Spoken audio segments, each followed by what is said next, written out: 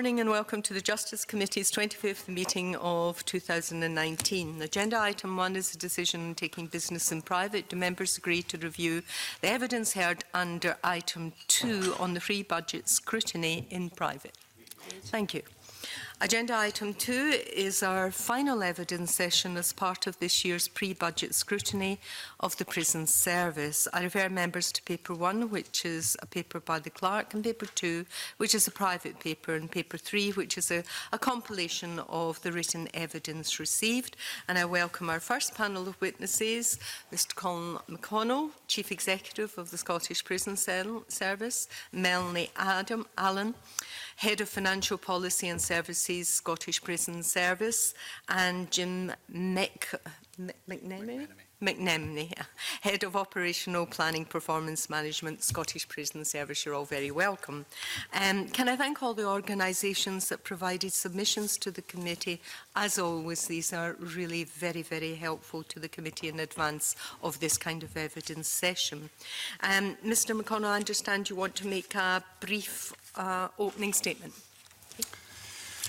Convener, members of the Justice Committee, thank you for the opportunity to make this opening statement. The Scottish Prison Service Agency Framework Agreement, published on our website, sets out the nature and conditions of the operation of the service and its relationship with Scottish ministers and other key stakeholders. Section 2 of the framework describes the roles and responsibilities of the key players responsible for the oversight and management of the organisation. The main responsibilities of Scottish ministers and the Scottish Government with regard to the agency include setting the strategic objectives and related performance targets and setting the agency's budget. For the Chief Executive, the overarching responsibility is described as the delivery of the functions of the Scottish Prison Service, including ensuring all financial considerations and the Scottish Government guidance, including issues of propriety, regularity, efficiency and value for money, are taken into account in delivering the business of the Scottish Prison Service, and preparing, publishing annual reports, accounts, corporate and business plans, subject to ministerial approval. Put simply, the Government says what it wants and gives us a sum of money with which to get it done. The role of the CEO, and therefore the service as a whole, is with best endeavour to deliver what is required with the resources allocated. In September 1997, the then Chief Inspector of Prisons, Sir Clive Fairweather, described Barlinnie, which was operating 51% over capacity, as a national disgrace, noting that overcrowding was pervading almost every part of the prison and its regime, and that consequently for the prison there were health and hygiene implications. Roll forward to today, October 2019, with over 20 years in between, and Barlinnie is almost 50% overcrowded, the service as a whole over 9% overcrowded. With our current Chief Inspector of Prisons about to publish her latest report on Barlinnie, should you be surprised if she were to be critical of conditions for those living and working there, given that backstory, despite the fact that over the last 10 years, 30 million has been invested in the prison to keep it functioning to a reasonable standard. The poor living and working conditions in the SPS's Victoriana stock, which covers Barlinnie, Inverness, Perth, Dumfries and Greenock, should not shock us for being newly realised or laid bare. These issues have been with us, all of us, for a long time, through successive governments, justice and political leaders, and much reported on and criticised, on occasion condemned by successive Chief Inspectors of Prisons in Scotland. The prison population is neither homogeneous nor stable. It is constantly changing. Today, Scottish Prison Service holds an increasingly complex and difficult to manage population, often composed of groups of people who are in direct conflict with one another, those who present with a multiplicity of complex mental, social, physical and healthcare needs, those who by the nature of their offence require to be kept separated from others, those who simply can't cope, and ultimately those who present such a level of risk and threat that their very presence has the potential to destabilise a prison in part or in whole. I'll share some interesting facts about the prison population. I think that's a very comprehensive opening statement, and we'll now move to questions. And could I start with the prison population, which has exceeded 8,200, and as the Auditor General report states, that's above operating capacity, and there is a real fear that it could go beyond maximum capacity. So could you outline the practical implications of the numbers if they were to exceed both limits? I'll give that answer in two parts, Convener, if that's okay. I'll give you a general overview, then I'll ask Jim McMenemy to give you some of the operational detail. So the operating capacity of the Scottish Prison Service is 7,669. That's a capacity at which we are fully funded and expect to deliver a full regime for those in our care. The prison population this morning was 3 short of 8,300. So that gives you a feel for the crowding that sits in the Scottish Prison Service today.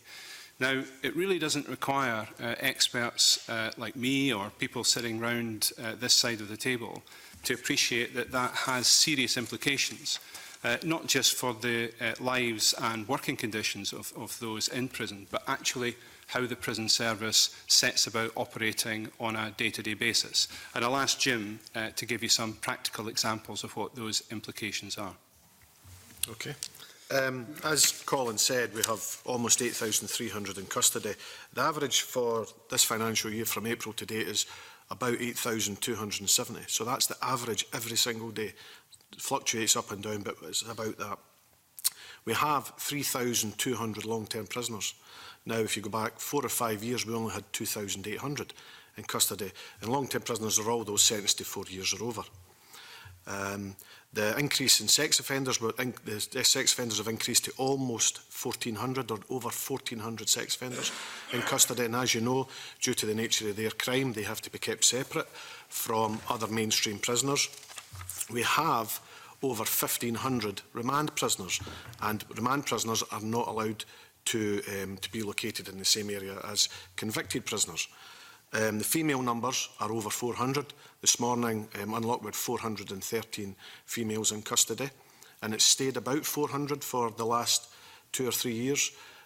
Came down from the record high of about 540.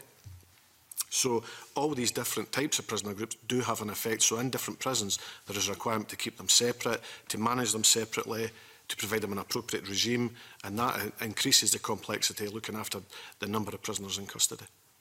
Are you actually able to do that, to separate, to do all the things you say that's needed to be done with these various categories of prisoner? It is increasingly difficult when you get to the levels where we are funded and staffed for 7,700-ish, and then once it increases, when the numbers increase, and where you've got a situation like Barlinnie, with over 1,400 prisoners in custody, and some of our other establishments which are over capacity, it's ensuring that you're able to provide an appropriate regime to them, and at times it is increasingly difficult to do that. I wonder, is there a figure? I mean, the figure has increased from even the figure that I was last updated with when we did the research on Splice. So you're now 3 short of 8,300. What is the number that you get to if you go beyond maximum capacity? That's a really interesting question, Convener, because what's clear is, as Chief Executive of the Scottish Prison Service, I have no legal power to stop people coming to prison. And in some ways, that's not surprising, given that the courts have to function. But experience and judgment, and in discussion with similarly experienced colleagues, we have assessed that the Scottish Prison Service has an operating emergency capacity limit of 8,492. So there is still some headroom in the system. but that really is stretching the organisation to its limits. So that gives you some feel. If we're operating around 8,300, and as Jim can give you an example of, sometimes the population can flex considerably on a single day up, but as well as down. So there's not that much headroom, but enough at the moment as keep us reasonably confident that we can keep the service going. Yeah, I note the word emergency.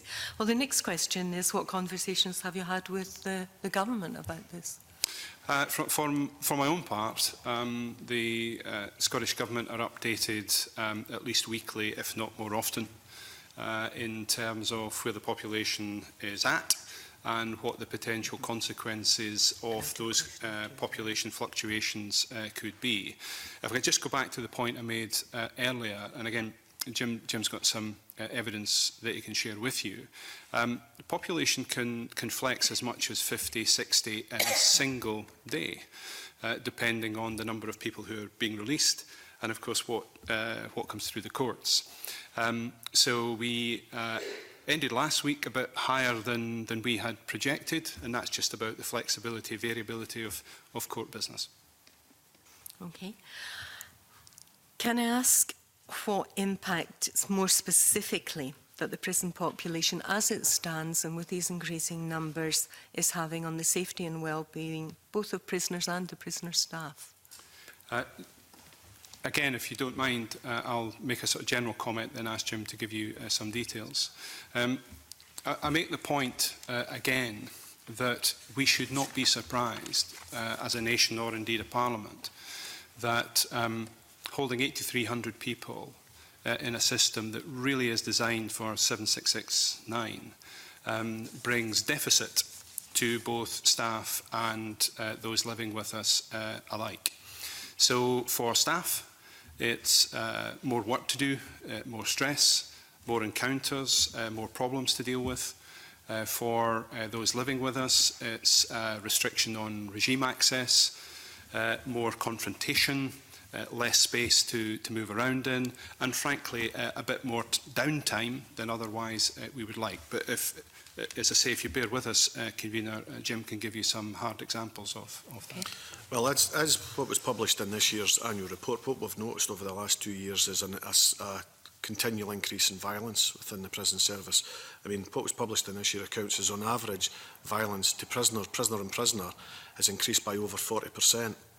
And on staff, on minor and no injury assaults, which was one of the categories, again, that's increased by over 40%, whereas thankfully on serious staff, prisoner and staff assaults, that has come down last year in comparison to the previous year.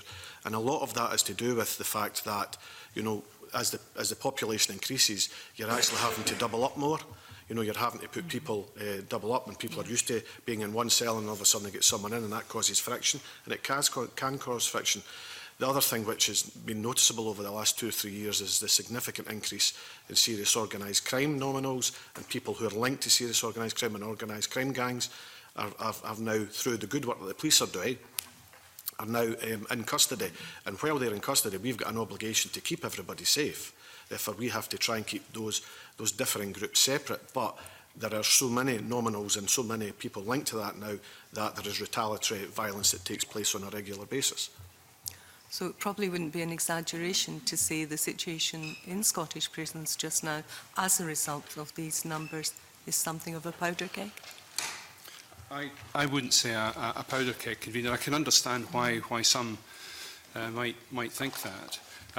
When we certainly compare the performance of SPS to our near neighbours in England and Wales, and that's probably our most reasonable comparator. Despite these really worrying trends, violence levels in Scottish prisons are much, much lower than they are in England and Wales. And similarly, again, although we are concerned about it, although regime performance has dipped off for some of the reasons that Jim has set out, again, comparatively, ours is holding up much, much, much better. When actually, as I understand it, we can check this for you, the level of overcrowding is more serious in Scotland than bizarrely is in England and Wales, despite all the headlines. But it's not so serious that you're really, really concerned that things could kick off. Indeed, but I would make the point, and I think it would be foolish to not contemplate the possibility that, given the complex mix of people that we're looking after on a day-to-day basis, any single incident on any day could spark a major confrontation, either in a single location or more broadly. I think we've been very skilled in preventing that from happening before now. We have lots of systems and processes in place where we continually sense and check and test the temperature across a range of issues in every single one of our prisons. That's done within the Ops group. And then we meet as an organisation to sort of balance and check that sort of sense making. So we're absolutely sensitised to the risks that we are managing in Scottish prisons today, but they are significant, and I certainly would not wish to diminish that. Right. So if not powder crag, highly volatile, would that be a reasonable I think stressed, strained and stretched on occasions, they can be volatile. I certainly wouldn't agree at this stage that there is any indication that we are managing a powder keg. I know there are a number of questions from members. Rona, supplementary, Shona, and then Liam Kerr. Okay, thank you, Convener. Good morning. I wanted to ask you about the women's custody units that are currently being built and planned. I believe their capacity will be for about 230 women. Mr McMenemy, you've already said that the current number of women prisoners are over 400 or thereabouts.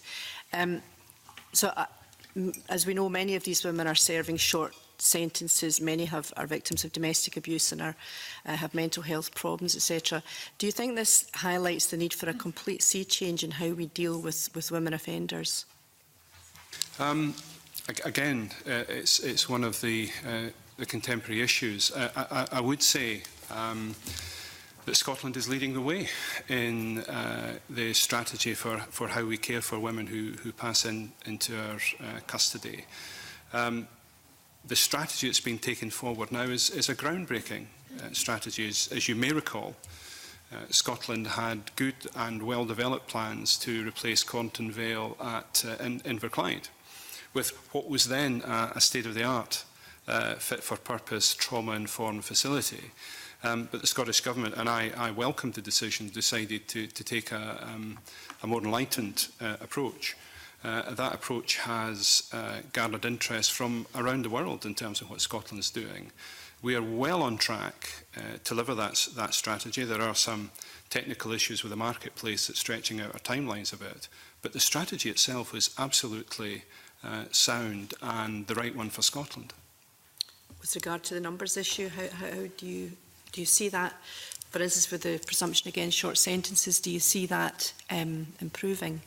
I think it will take some time yet for, in a sense, the expectations, the behaviours of society that influence the judiciary and court procedures and then what happens in the prisons. I think it will take some time yet for all of that to work through to get us to the ambitious position that Scotland wants to achieve. So as Jim says, the number of women being sent to prison custody has remained fairly stable for the last 3 years or so, at or around 400. The design capacity of the trauma-informed system that we want to bring into use is planned for 250. So there's a considerable gap there, but I think, as you've already touched on, the government has already launched a number of, I think, well-intentioned and will deliver in time approaches that will reduce the number of women coming into custody. The presumption against short sentences, I think, is one of the key aspects of that. Thank you. Shona, and then Liam Kerr. Good morning.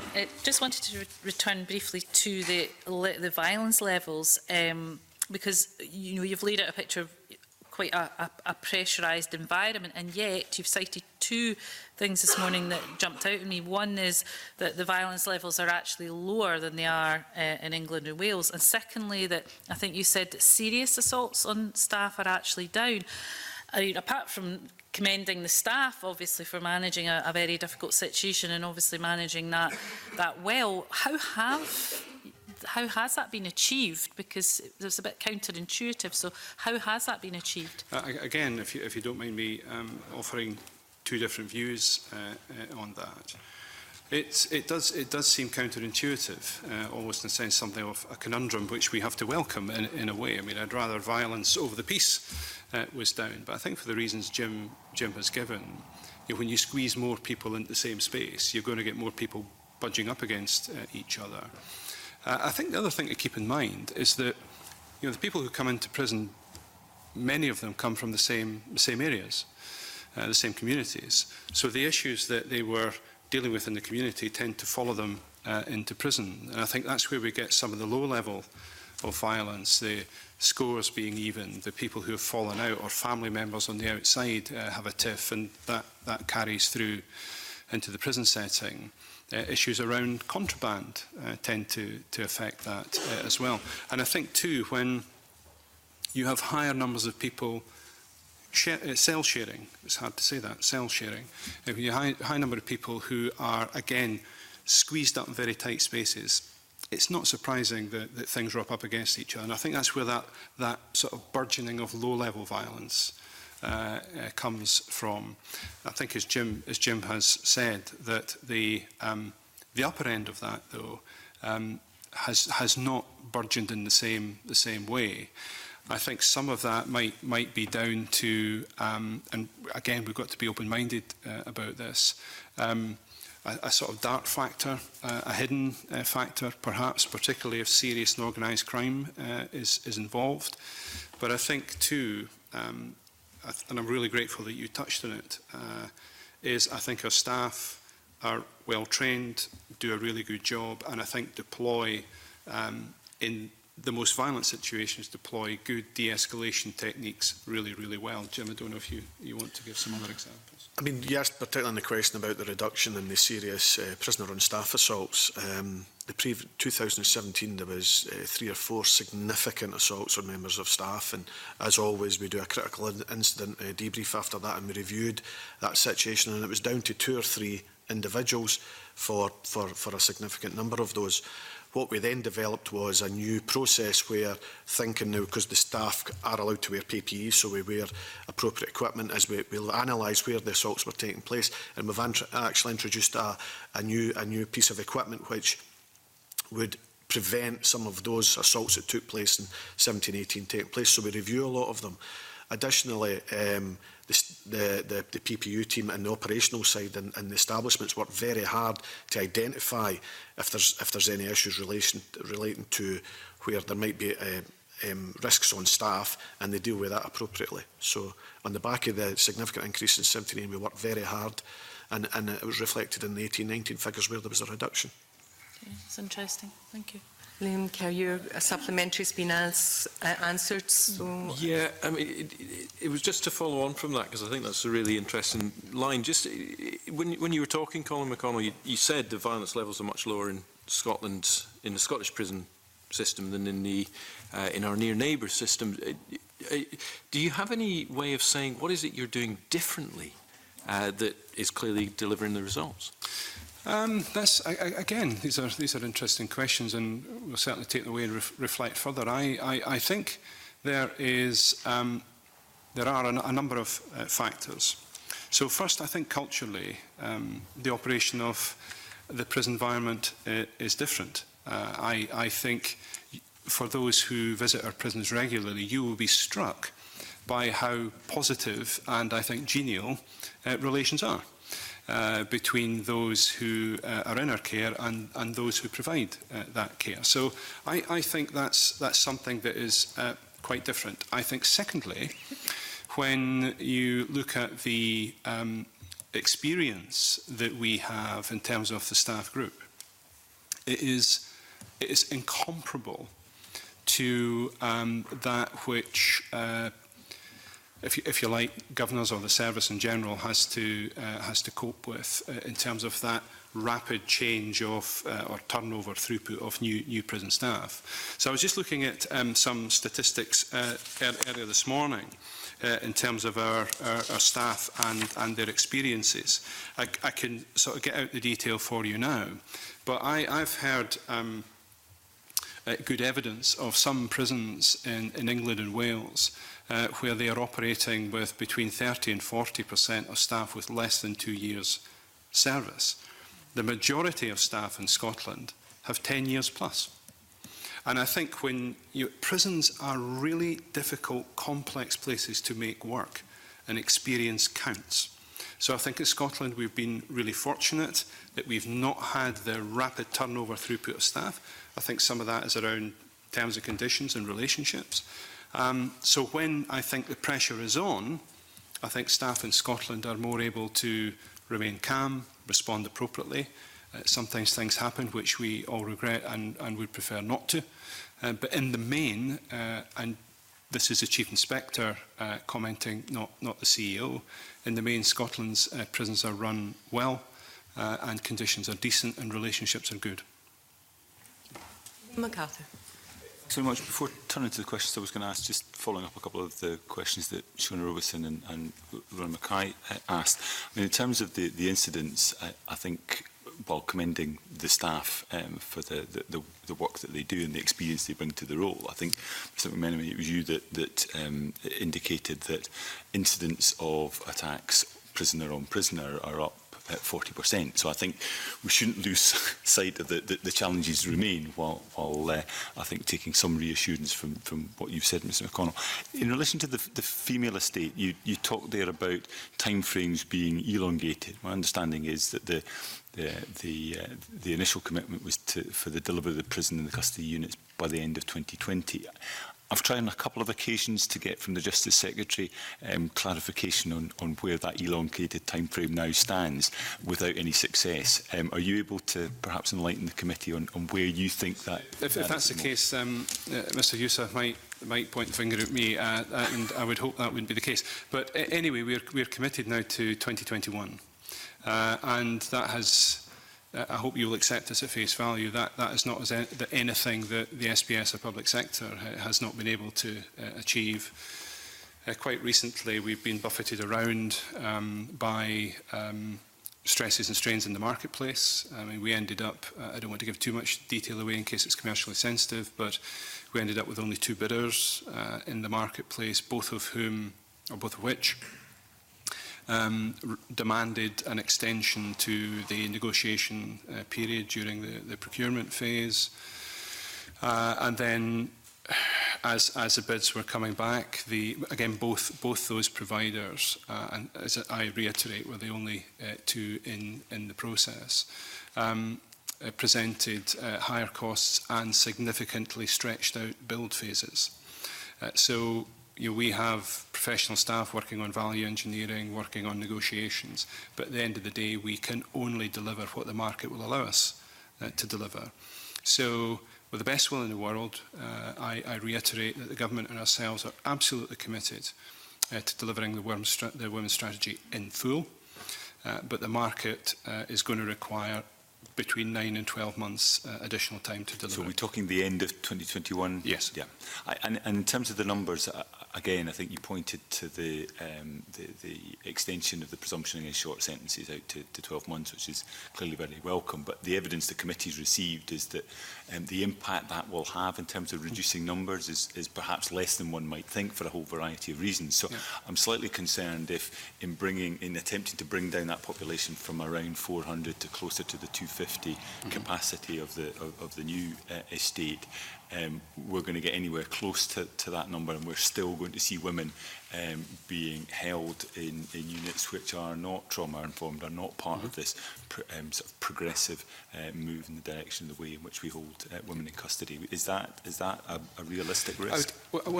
I'd certainly entertain it as a possibility, but I'm going to go back to the ambitions.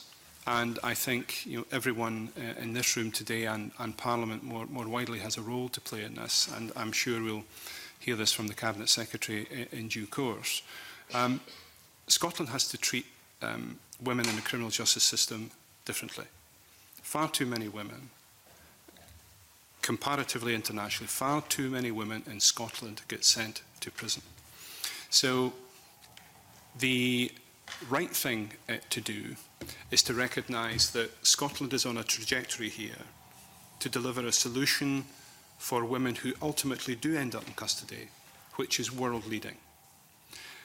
Still at the end of that, we contemplate that around 250 people potentially will have to be sent to prison because of the seriousness of their offences. But everything that we are doing between here and the end of 2021-22 must be geared towards taking a broader, more trauma-informed and individualistic views of what will work best for women who have to come into the justice system. And for the vast majority, it's not prison.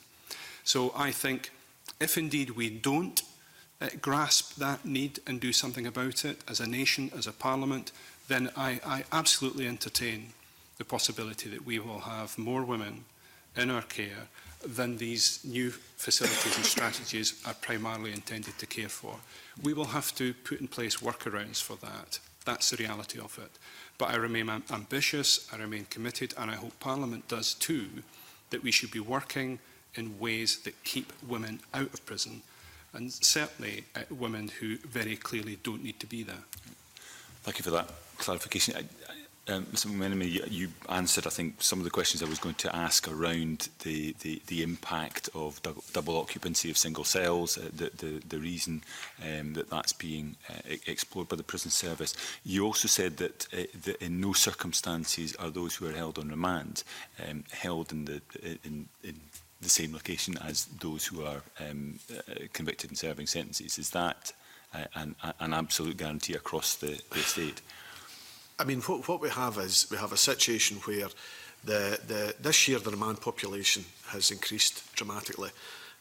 We topped at over 1,600 people in remand, and the numbers have come down about 100 in the last sort of 2 months or so. And in that situation, people are remanded into the prison that the court have determined where they go. So obviously in those situations, we have to just hold them in the establishment to which they're originally put. What we then try and do is, once we know the numbers and where they are, where we've got spaces in other establishments, is facilitate to ensure that that happens. We've got first night in custody centres, we have remand areas, and we've got designated areas, and the areas are designated as they're required under the prison rules to ensure that that's the areas where we go. I can't say, if I'm being honest, that it's never happened, but where possible due to the pressures on prison numbers, the prison service does its best to ensure that we comply with what we're required to comply with. I mean, I appreciate that you're dealing with numbers that fluctuate on a sort of daily basis, but I think you talked in the annual report, and again, Mr McConnell, you said it here this morning, that you have a contingency that would allow you to get up to almost 8,500.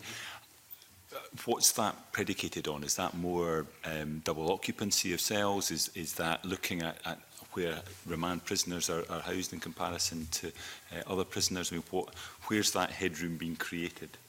Yeah, again, Jim can give you some of the particular detail. If I can just pick up your cell sharing point, because I think this is really important that the committee appreciates some of the pressures and therefore the conditions that people are being held in. So the number of cells today that are holding more than one person, there are 1,568 cells in use in SPS that are holding more than one person. So we've got over 3,000 people who are in shared cells. Only half of those cells are actually designed for 2 people. So if you then focus in Berlini, and I love to talk about Berlini a lot, but you can understand why, 92% of the people living in Berlini today are sharing cells designed for one person. Now, I say that perhaps to shock you a bit, and I hope it does, but to also put in context that, and Jim can give us some hard examples of this, we really are trying our best to make sure that we're fair and we give people access to as much regime as possible, and of course that we absolutely comply with the requirements of the law and of course requirements of human rights. We have to face the facts, however, that for as long as a prison population remains this high or gets higher, these things will be squeezed at the margins. And I couldn't, Mr MacArthur, I couldn't, in all honesty, give you an assurance that in every regard, everything will absolutely be as it should be. There will be compromises. Jim, I don't know if you want to give some examples. I mean, your point about the maximum position of 8492, I mean, we have areas, obviously there are areas of the Scottish Prison Service where Colin's talking about the operational capacity, where we have places or spaces that at this moment in time, due to where they're located, we just can't use them, and it's not appropriate or not feasible at this time to utilise, such as at Pullman or at Grampian. And at the Open Estate, that's primarily where our spaces are. And if you actually look at the breakdown in the population, it is male adults, and there's a lot of our prisons are not suitable and are not security for male adults. Therefore, we have to utilise them in the big local jails. So Barlinnie. And does that, I was going to say, does that explain why Barlinnie is almost an outrider in terms of the extent to which it's overcapacity? Yes, I mean Barlinnie, Edinburgh, you know, Perth. I mean what the Chief Executive's done is that HMP Low Moss, as we've increased, HMP Low Moss has a design capacity of 784. That's what it was built for, and when it opened in 2012, that's what it was. Due to the pressures, and to alleviate some of the pressures in some of the larger, older local jails, is we've put 100 bunk beds into Low Moss. So we've stripped out the single beds in the single cells, and we've put 100 bunk beds in. And Low Moss is going through a period of increasing its population, so it goes to over 850 and heading towards 880. Now that's new accommodation, or that's the most recent accommodation, and that is a better position to locate adult males as against putting them in, you know, the Victorian places like Barlinnie and Perth, where there's been immense pressures in the last few months in relation to the populations. So these are the kind of things we're having to do, and that supports the comment that Colin said about the number of people who are doubling up in single cell accommodation. Can I maybe just finally touch on the issue of home detention curfews, which I think the Justice Secretary certainly has acknowledged has led to part of the significant increase we've seen in the prison population over recent times, a dramatic reduction in those released on HTCs. He's also offered an assurance that he would expect that to gravitate back towards a position, if not where it was previously, but somewhere towards that. What's your expectation in terms of the extent of the numbers likely to be getting out on HTDC, and in what kind of time frame? Well, we all know the reasons why the constrictions came about. So something terrible happened, and you know, Scottish society, understandably, Parliament was shocked and affronted by the consequences of what happened with the person who was unlawfully at large. So we went from a situation where we had over 300 in the community to today, I think we've got 37. And that is about having a very tight, restricted access approach to the community in terms of home detention curfew. So I think the journey then is to make sure that we are concerned about the right things.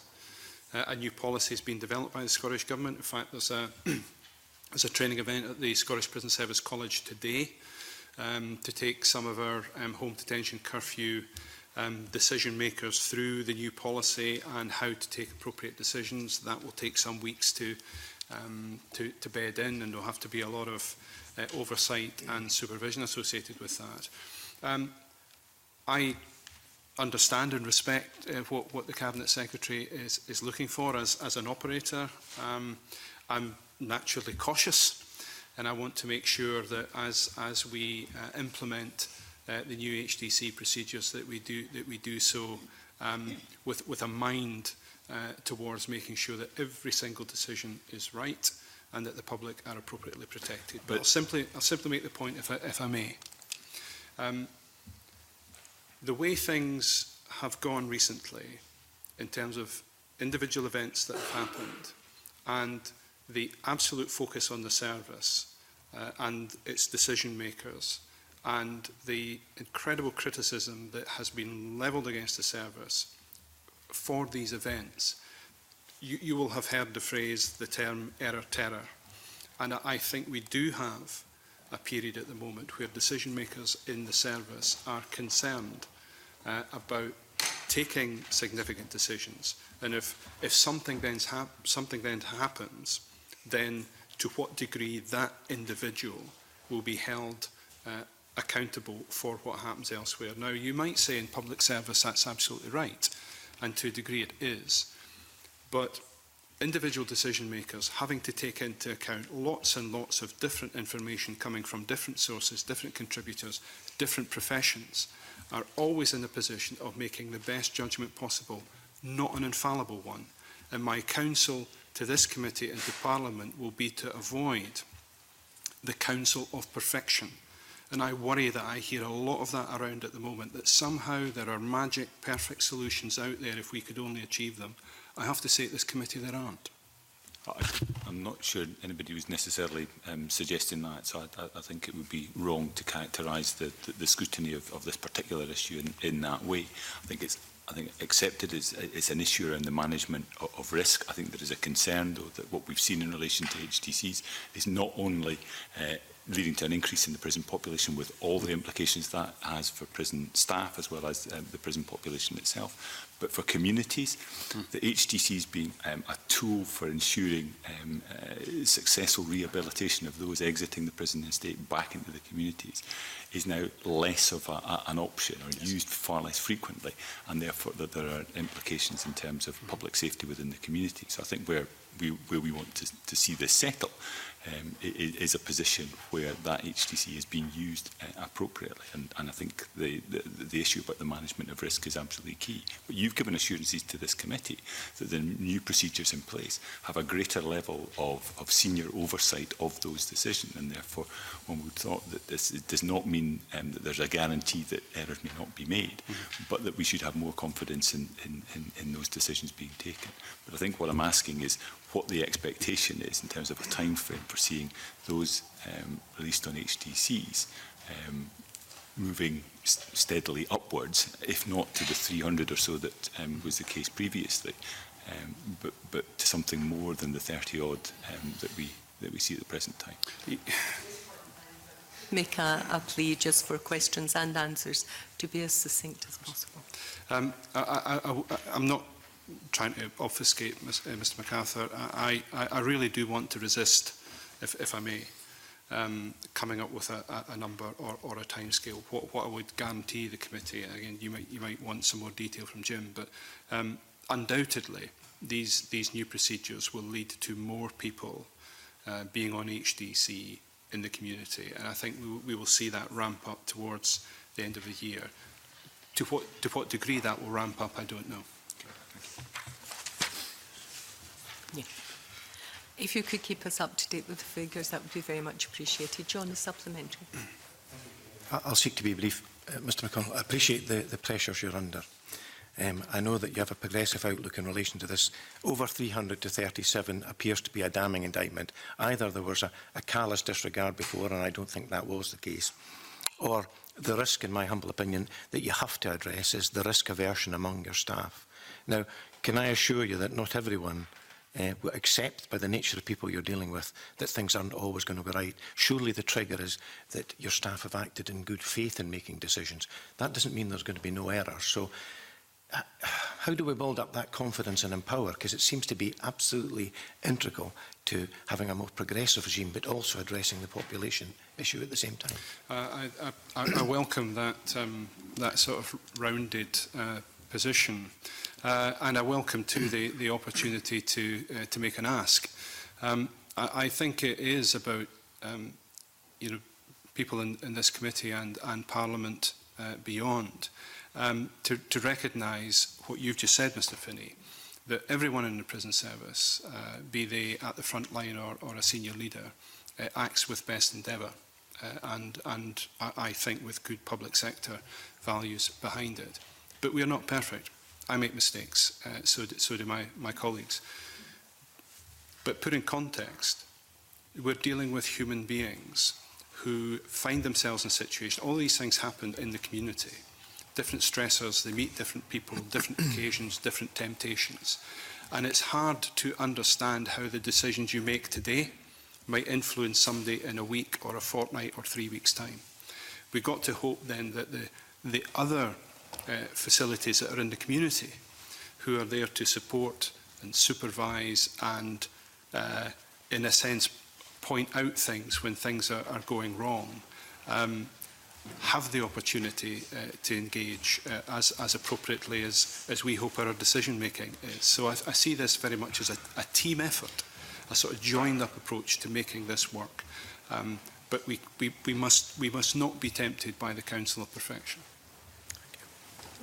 Thank you. Thank you, Convener. Good morning, panel. I just want to, like Shona Robinson did, put in record my thanks to your staff team who are clearly, from what you've said today and what we've heard, working in very difficult circumstances. I think they always are working in difficult circumstances, but probably particularly more so just now. I wanted to ask about the Auditor General's report. You'll be aware of, and you know, in that we heard that the Scottish Prison Service wouldn't be able to deliver a balanced budget in 1920. Can you talk a wee bit more about the circumstances that gave rise to that and whether enough additional funding was provided? Again, as before, Convener, if it would be helpful, I can give you a general position, and then Melanie, as our Head of Finance, can give more detail on that. But generally speaking, you know, the Scottish Prison Service is subject to annual budget settlements. So in this case, the annual budget round went as normal. We were concerned as the budget round progressed that what was being planned for the prison service would not be sufficient. I think that was recognised, but I put that in the context. It would have been in my front piece, but I run out of time. That the public purse is stretched to the limits, and not everybody can get what they need, or even far less what they want.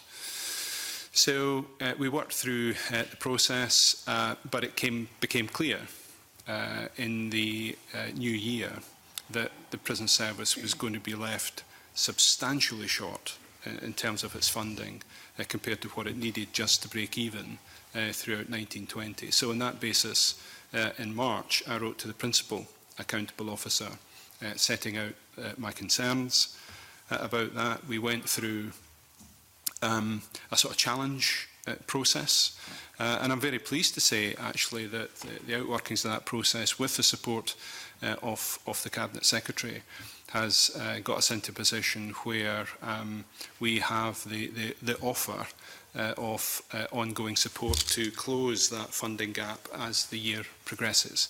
And again, I think given the stresses and strains within the public purse more generally, that is a very welcome position for us to be in, because I think we had got to the point where we simply could not run the Scottish Prison Service in any recognisable way for the money that was initially going to be provided. I don't know if you want to give more detail on that, Mel? Yep. I think it's just important to point out the last 3 years the Prison Service received a flat cash settlement. Part of that settlement we have to find and absorb the cost pressures in relation to pay, major contract inflation and additional pension costs. So a flat cash settlement obviously doesn't take account of that. So in writing to the Cabinet Secretary, we've secured some cover of up to 24 million for this financial year, but that is a one-off for this financial year. Obviously we need to plan for going forward. Actually, the one-off basis of it is, do you expect it just to be a one-off and then be able to work within that next year, or do you think that additional funding or those conversations may be required again? Sorry, at the moment we understand that that's a one-off, and we're going through the spending review process with the Scottish Government at this point in time, so we've submitted figures for the next 4 years, so we've captured cost pressures going forward. Okay, happy with that, Camille. Was any representation made at the beginning of the year when you knew what your allocation was, or did you just wait to see how that panned out? It can, in reality, I think most people, and certainly people around this table, know how the the budget round works. In some ways, it can seem a bit like Groundhog Day, because I start from the perspective that the public purse is under tremendous pressure. So it's understandable that your ministers and Scottish Government have to fret through how to square a circle or whatever metaphor you want to deploy. But I can give this committee absolute assurance that the Scottish Prison Service was actively engaged with the Scottish Government throughout the budget process. Okay. John, is there any further questions you want to ask him? Yes, and if I may, please. Yes, thank you, Convener.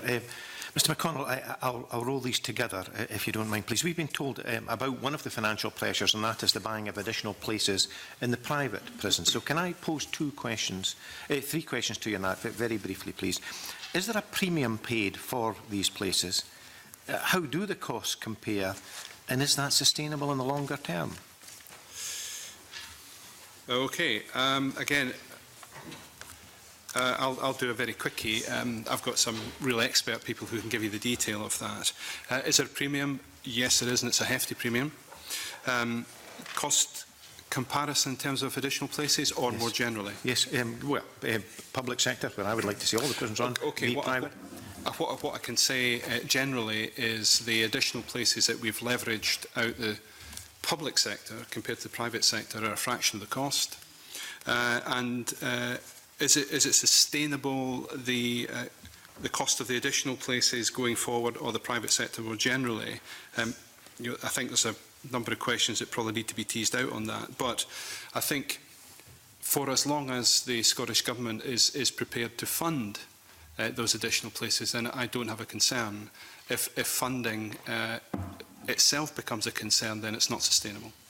Okay, and briefly, if I may then, the Auditor General report states that, and I quote you, the inflation-linked increases built into the contract for the two privately run prisons, quote, will require additional recurring savings of around £12 million a year by 2022-23.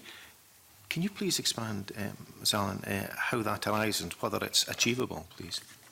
Yep, so both contracts have inflation-linked elements built into the contract, which year-on-year increase. Idwell being RPXI plus 1.5%. So both contracts, including the escort contract, increase over the term of the life of the contract. And does that have a built-in requirement for consequential savings to be made in the overall prison budget? And is that achievable? That's part of the cost pressures that we've identified going forward for 4 years, and on a flat cash settlement, that's not sustainable, no. So, can I just come in on the back of that? And again, for the help of the committee in answering Mr Finney's question, we have been raising, as an organisation over a number of years now, real concerns about the consequences of the built-in inflation in the private sector contracts. And of course, with contracts, this is a normal thing to expect. The consequence of that, Mr Finney, as I think you're probably already there, is that for as long as SBS gets flat cash or cuts, the disproportionate impact on the public sector is cost saving. So effectively, we are cost saving in the public sector to pay the inflation costs of private sector contracts. Okay, thank you very much indeed. Okay. Just one question, if you could, Mr McConnell. The Auditor General also highlighted that the Scottish Prison Service is preparing a strategy for 2019-22, but she emphasised she thought it was critical that you have a strategy beyond that to meet the challenges you face and be more financially sustainable. Is that something you would agree with and are actively going to follow through with? Yes, indeed. And I think, as Melanie has just indicated, we have produced a 4-year forward look that's meeting the requirements of the government spending review. So we have a forward financial projection that takes us through to 2024. Melanie can give you more details on that. I would make the point, however, that it would be beneficial for organisations such as ours to have a longer settlement than the current 1-year round that we get, which makes it very, very difficult to plan, because you're always reverse engineering the solution. Thank you. James. Thank you and good morning. Mr McConnell, you've been very stark in terms of your comments about the prison estate, particularly Barlinnie. Can I ask what your understanding then is of current plans to modernise and replace that estate? If you don't mind, a wee bit of history, and I won't take long. When I took over as CEO in May 2012, my predecessor in 2011 had made a submission to the Scottish Government Infrastructure Investment Board, which set out all the physical infrastructure requirements for the SPS, and it set out a timeline to replace Barlinnie, funny enough, by 2019. So here we are in 2019, still with Barlinnie. Now, it would be easy to, in some quarters, to simply point the finger at the Scottish Government and perhaps ourselves and say, well, you're clearly not very good at what you're doing in terms of the estate. But of course, as ever, it's much more complex than that. And it has actually taken us pretty much that length of time to eventually identify a site which someone was prepared to sell us, and which we thought was suitable to buy. And we are in the final knockings, if you like, the final stages of purchasing the land on which to buy, in which to build the new Barlinnie. So here we are, pretty much 8 years down the line, and it's taken us that length of time to get a site. And there are similar stories that go with identifying the site, the sites for other prisons, such as HMP Highland. I was talking to a colleague yesterday. It took 10 years actually to secure ultimately the site for Highland. So it's not as if the Scottish Government or ourselves have been sitting on our hands just hoping that magic pixie dust was going to fix everything. These things take an incredible amount of time. And another consequence of that, of course, is the infrastructure investment plan that has all the capital in it has to keep being reconfigured as we move along. I'm delighted to say that the Scottish Government has given us every indication that the forward plan for Barlinnie, now that effectively we've got somewhere to build it, will be fully funded, and we anticipate, with a fair wind, that we should have a new Barlinnie sometime end of 24, perhaps 25. I would caution, however, that the experience I shared with the committee earlier about the replacement for Compton Vale and the bringing on the new community custody units, where the market has driven us to a different situation. We have to face the facts that with all the uncertainties in the marketplace, 2024, 25 could easily become 26, 27, not through anything the Scottish Government or SBS is or isn't doing, but simply where the market's at. Okay, so the reality of the situation that you're outlining is that it would be at least 5 years before we get a replacement Barlinnie up and running. Bearing in mind the Auditor General has identified that there are high risks around elements of the building, particularly drainage and sewerage.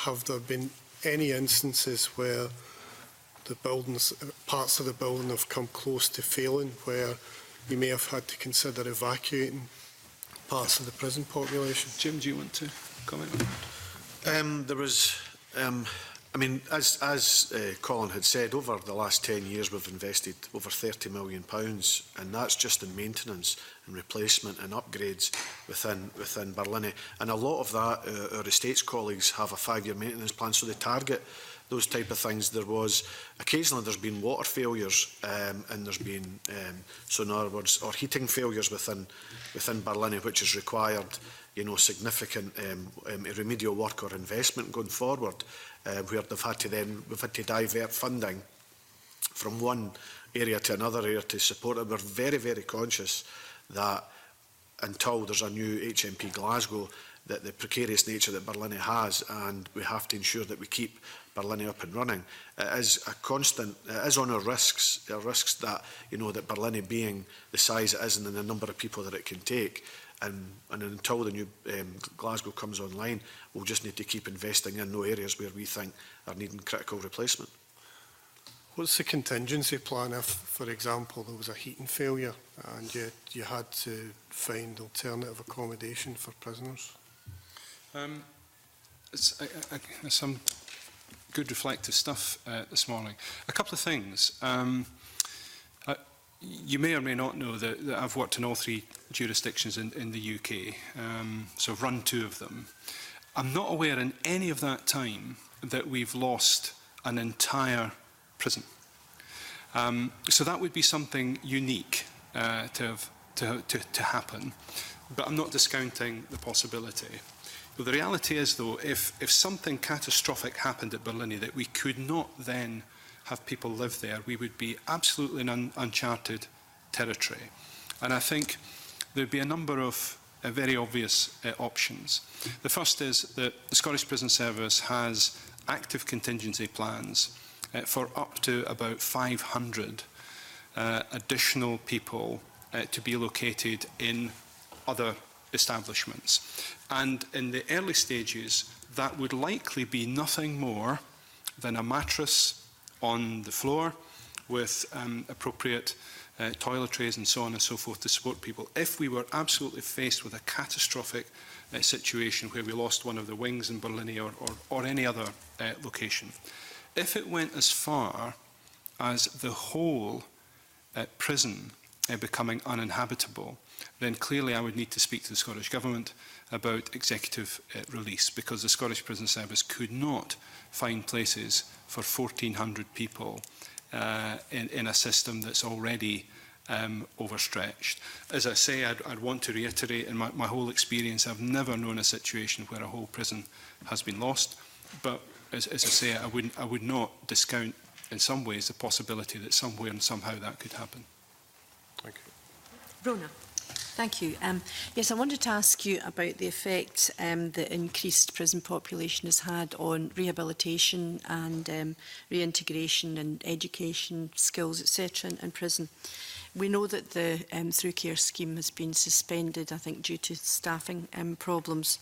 We also know that the WISE group are now offering a New Routes initiative. And I'm wondering if you could talk a wee bit about that, and also to say, is that going to replace the Through Care, and what the prospects are for getting a fully rehabilitative system back?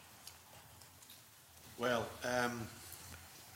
Colin taking a difficult decision to suspend the Through Care support service that the SPS did, and that's put about 45 operational staff back into the front line in the residential functions due to the high numbers and the issues with regards to staff. Our plans are, in the New Routes situation, is they've expanded the age group so that they can take on more people.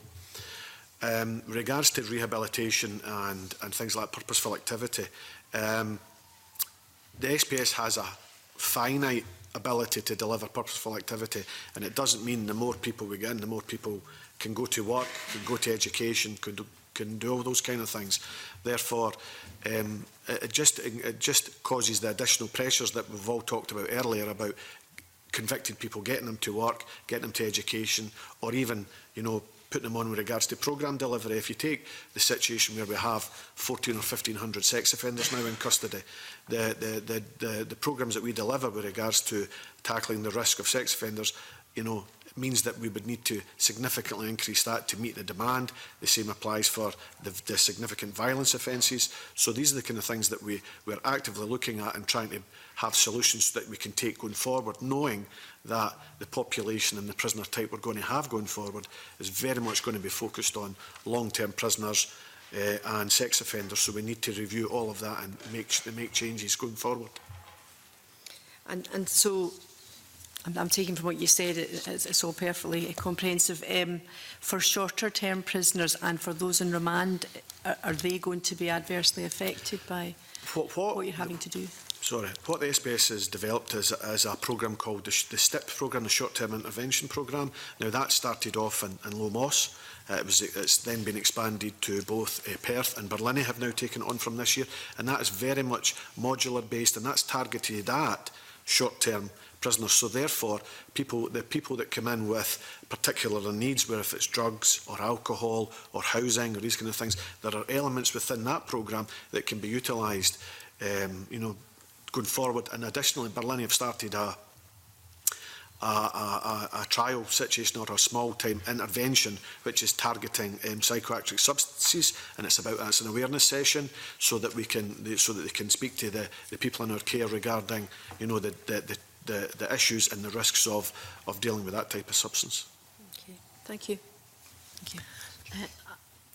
Jenny, a supplementary, please. Thank you, Convener. I'd just like to ask a supplementary to Rona Mackay's line of questioning. Excuse my voice, please. And it's with regard to purposeful activity, and Colin McConnell will know my interest in this subject, specifically in terms of the educational opportunities that are available. And there's been a reduction, I think, from the Audit Scotland report in 500,000 hours. I think that's over the piece from 2015-16. And I wonder if you could comment perhaps on how we define what purposeful activity is and whether or not we should look specifically at educational opportunities, for example. Do you want to have a go at that first? Yes. You're quite right in that the number of purposeful activity hours have decreased over the last 3 or 4 years. Yeah. Purposeful activity involves everything to do with work, access to programmes, physical education and or education. Now, the SPS have entered a new contract with Fife College, which is actively focused on individual learning plans.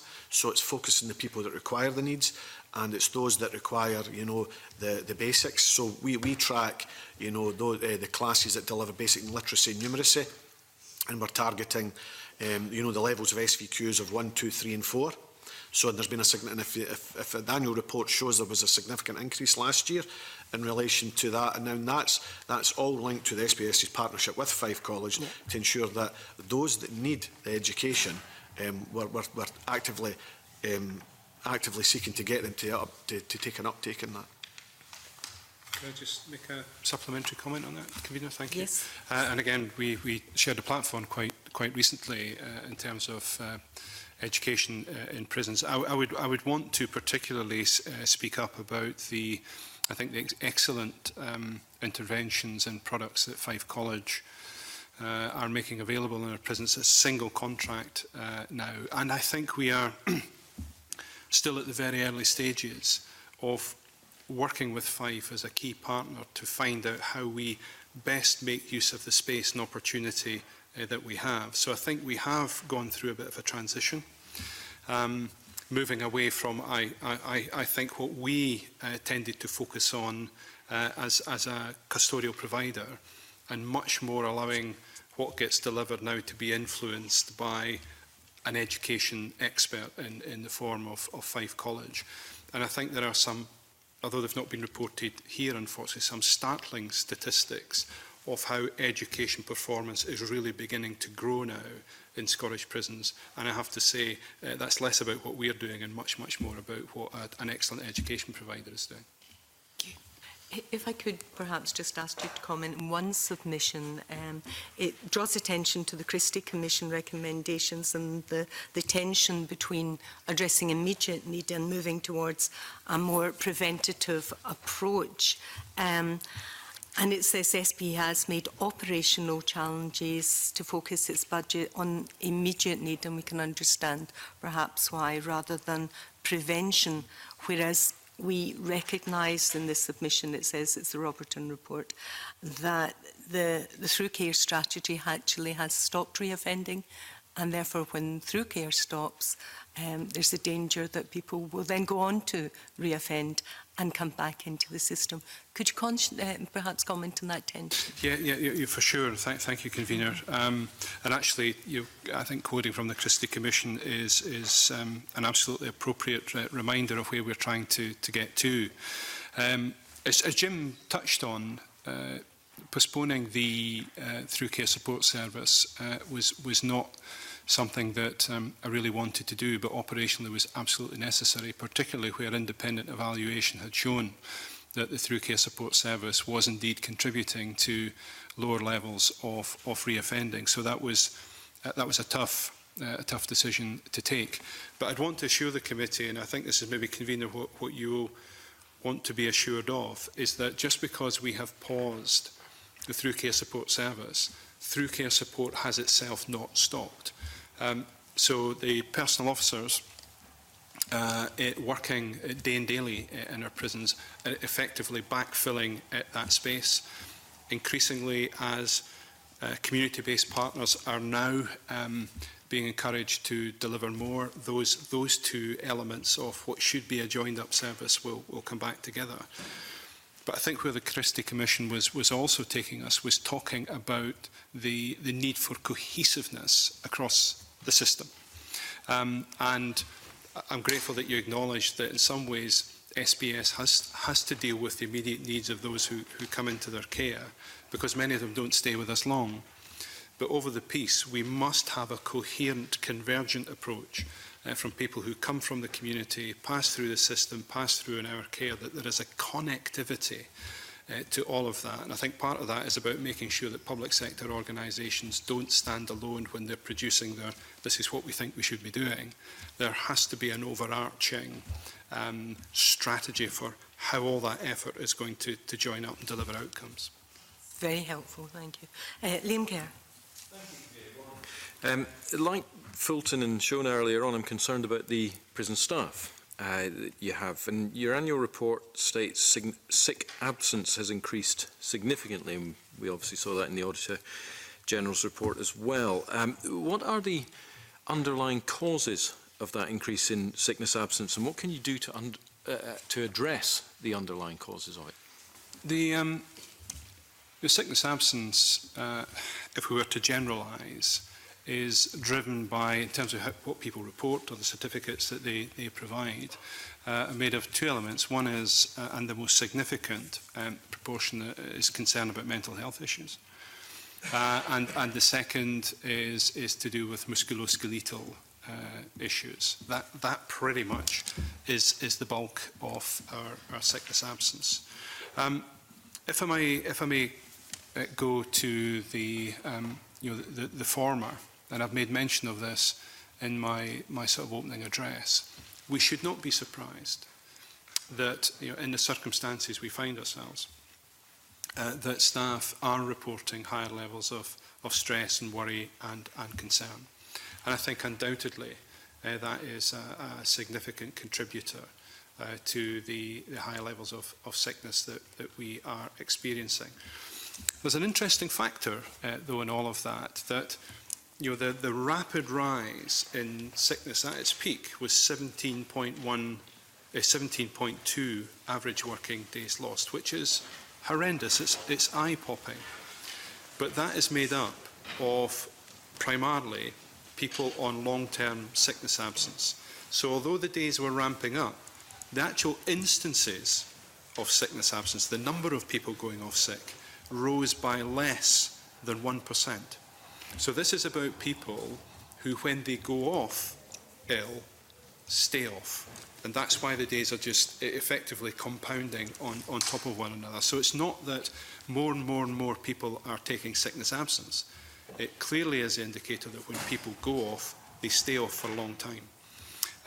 That would suggest that there are deep-rooted long-term issues with the people who do have to go off sick.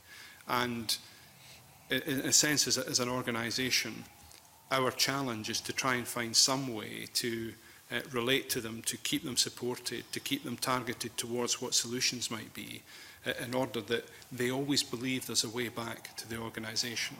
I think a worrying factor is that we've also seen a rapid acceleration in the number of people who are leaving the service on capability terms. So that is, generally speaking, these are staff with long service histories who, when they go off, tend, I think, to just take the view that there is no way back, or that they don't want to come back, and therefore leave the service after a long period of sickness absence through capability. We have to find some way to turn that round. But something else I would like you to think about, and I appreciate, Convener, I've taken a lot of time in this answer, but it's an important one. I mentioned earlier that we have a very seasoned, experienced staff group. We should be very, very grateful for that, given the challenges we face. But the staff themselves then, in these very pressurised, often confrontational situations, are having to work for longer. And you'll be aware now that prison officers can't retire until they're 67. And 67 will in due course become 68. I just find it astonishing that we as a society would think it okay to have prison officers at the front line having to work until they're 67 or 68 to retire honourably with their pension. I think we have to look at that. I do think the morale issue, the wearing down, the constant tiredness and stress, and the sense of, and I won't get away from this until I'm 67 or 68, is having a direct impact on how our people feel about themselves in the situation of work and the confrontations that they face. So I think some of that psychological pressure is also coming from an extended and almost, for many staff, never-ending sense of having to get up in the morning and come into what can be a very, very difficult and stressful working environment. I imagine a lot of what you've just said will feed into the next question, actually, because if there's a lot of sickness absence, that is going to put pressure on the staff who are able to turn up and do the job each day. But there's also an associated issue, it would seem to me, if there are vacancies. So if it is difficult to put the resource there in the first place. And I understand that there have been difficulties in recruiting, and particularly in some parts of the country. So as you know, Mr McConnell, I'm from up in the northeast near Grampian. So what do you see as the underlying causes? And it may be different, presumably, for different parts of the country. But what can you do to address that recruitment issue? Mr Kerr, I'd never want to take a sort of contrary position to you, but I might slightly in this occasion. SPS, I think, has an enviable brand in the marketplace, and we have no difficulty at all recruiting. I would caveat that, because you come from the Hallowed North, to say that we do have one location where we have extraordinarily difficulty recruiting, and that's Grampian. 80% of SPS's vacancies are at Grampian. And that's all to do with the economy and the marketplace. And there's some estimates that were provided for our HR department suggested that we were somewhere between £8,000 and £10,000 per annum off the market rate for equivalent sort of work. So that gives you a sense of the gap. But if we set Grampian aside, and I'm very happy to talk about Grampian, if we set Grampian aside, SPS recruits very easily and very readily. And we have very successfully and consistently stayed within 1% of our funded staffing position. I was looking here at the prison officer numbers from 1st of October through the 1st of October 2019. These are several years. And it flexes by 2 over 4 years. So 2867 in 16, 2867 in 17, 2868 in 18, and 2865 in 19. So we've kept things pretty much on the money. I accept, however, and I think your proposition is right, that as sickness absence has accelerated away, and particularly now that staff have started to, in larger numbers, leave through capability, that does stretch the requirement for additional prison officers. So whilst we've kept the recruitment to within 1%, our wastage feeding into that was around 3.5% traditionally. It's now 5%. So that gives, in a sense, a feel for what the impact of the sickness absence and people leaving. So effectively then what we've done is we've ramped up our recruitment for throughout 2020 to take cognizance of that. So we will keep our prison officer numbers very, very close to the funded level that we have. Thanks for that. It's really interesting. I'll just ask you one final question, if I may, just because of what's going on this week in the Parliament. You said at the outset that the government gives you a sum of money and says, get it done. If there were to be a workplace parking levy imposed at, say, £400, you have 2,411 bays at your 13 sites. That would be a cost of about £1 million to the SPS. Given... Mr Finney? I'm wondering the relevance of this matter that's to be discussed this week to our Well, deliberations. could we hear the question and we'll take it from there? Yeah, I think it's a budget-related question. It is absolutely budget-related. I understand why you've jumped in, Mr Finney, but Audit Scotland had said in the report that we looked at earlier that the budget had been cut by 12.5% in the last year. So if there were to be such a levy, presumably you would have to at least consider passing that on to the prison staff that we've been looking at. I don't know what the expectation would be. I think I could make a general comment that if the employer's costs go up, then we have to either expect there will be additional funds come into the business, or we find those resources from elsewhere. Thank you. And a brief supplementary, please, Fulton. Do you want that to come in this? Okay, John. Thank you. That is as a general principle. Similarly, if national insurance contributions or the like were to go up, or there were implications about fuel duty, there was implications about all sorts of things. These are things that have to be factored in. Yes, indeed. Do you want to say something, if I may? No, well, I'm content with that reply. Thank you. Okay, we've got that on the record. Fulton? A brief supplementary. Go back to Liam Kerr's earlier points about the levels of sickness that you raised, and I think any of us can imagine how difficult the situation some of your staff may be working in, the people that they might have to work with, and the situations that they may have to face. Is that leading to an increase in therapeutic supports being provided by the prison service, and what impact is that having on your budgets? But what we have is we have a system, a EAP, Employer Assistance Programme, that we've got in the service, where any member of staff can phone and have confidential communications with this provider across a measure of things, whether it's work related, whether it's family related, whether it's funding related, where they've got issues with money, where they've got issues with any types of relationships. So that is first and foremost that what we promote to all our staff. That is, if staff are off absent, and we need to get to the bottom of the reason why. I mean, as Colin had said, most of our staff are actually off for musculoskeletal injuries, in which obviously, as we've got lots of our staff are, as Colin says, more than 10 years service. As they get to that age, as you get older, it tends to happen more often.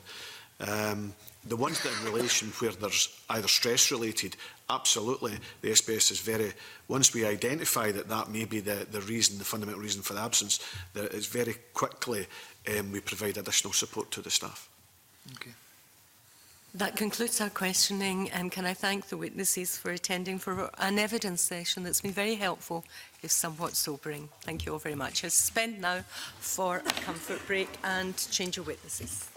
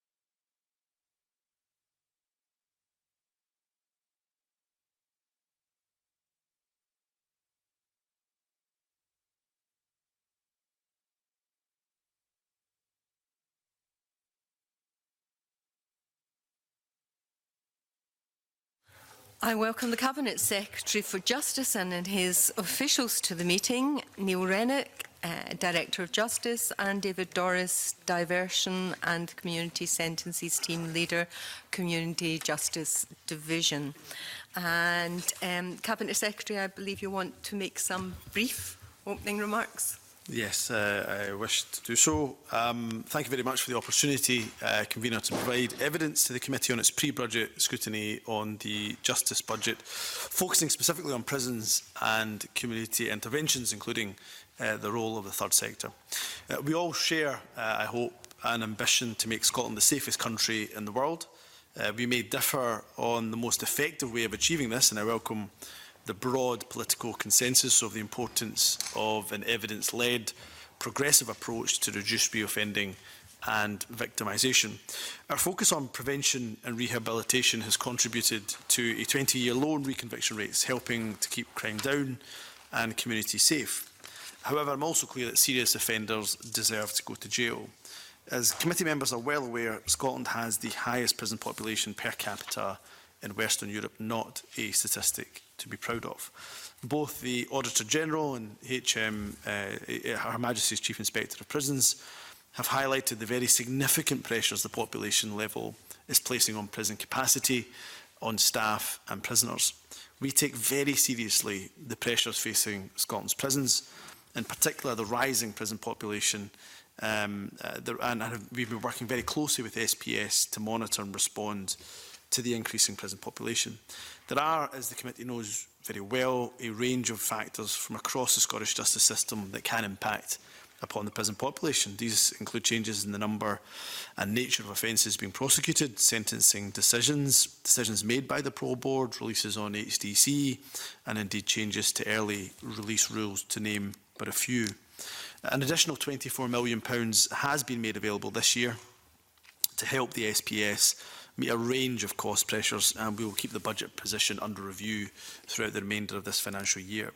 We've also increased the Scottish Prison Service's capital budget by £31.3 million this year to help it deliver progressive plans for development of our new female custodial estate, including a new national female prison that will replace Corton Vale.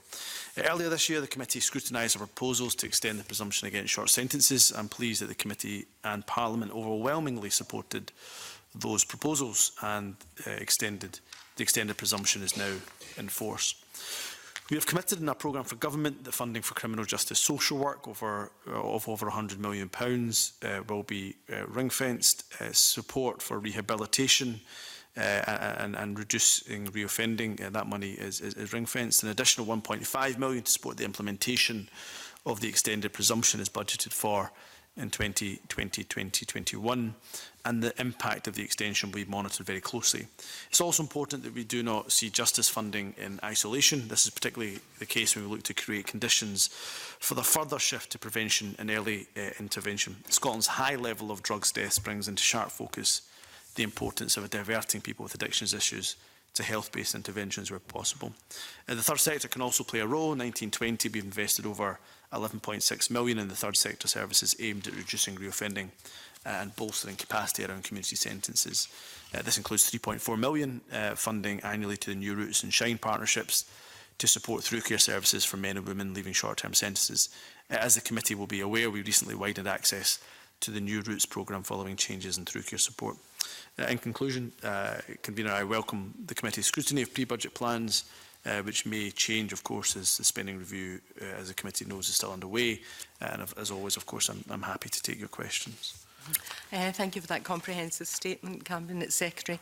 You will be aware, though, Cabinet Secretary, that we always keep a watching brief since we did the Crown and Procurator fiscal inquiry on the budget there.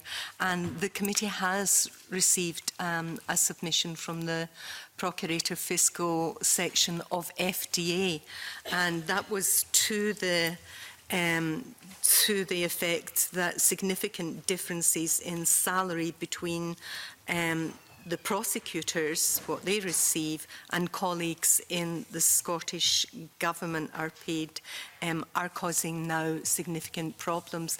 To give you an indication of the extent of this, then assuming a trainee stays on for 5 years post-qualification, the employee in the Crown and Procurator Fiscal Service will earn almost £94,000 less than their counterpart in the Scottish Government. Are you aware of this disparity and the problems that it's causing? Well, I'll look into the issue in detail. Obviously, the convener has given exact figures there. I know certainly my officials will be aware, and of course I'll look into that, whether that is having an impact on this particular issue around prison population or not. But I can look back at that issue in more detail. I don't know if Neil Rennick has more to add. He, as the director, will have an oversight of that particular issue, I'm sure.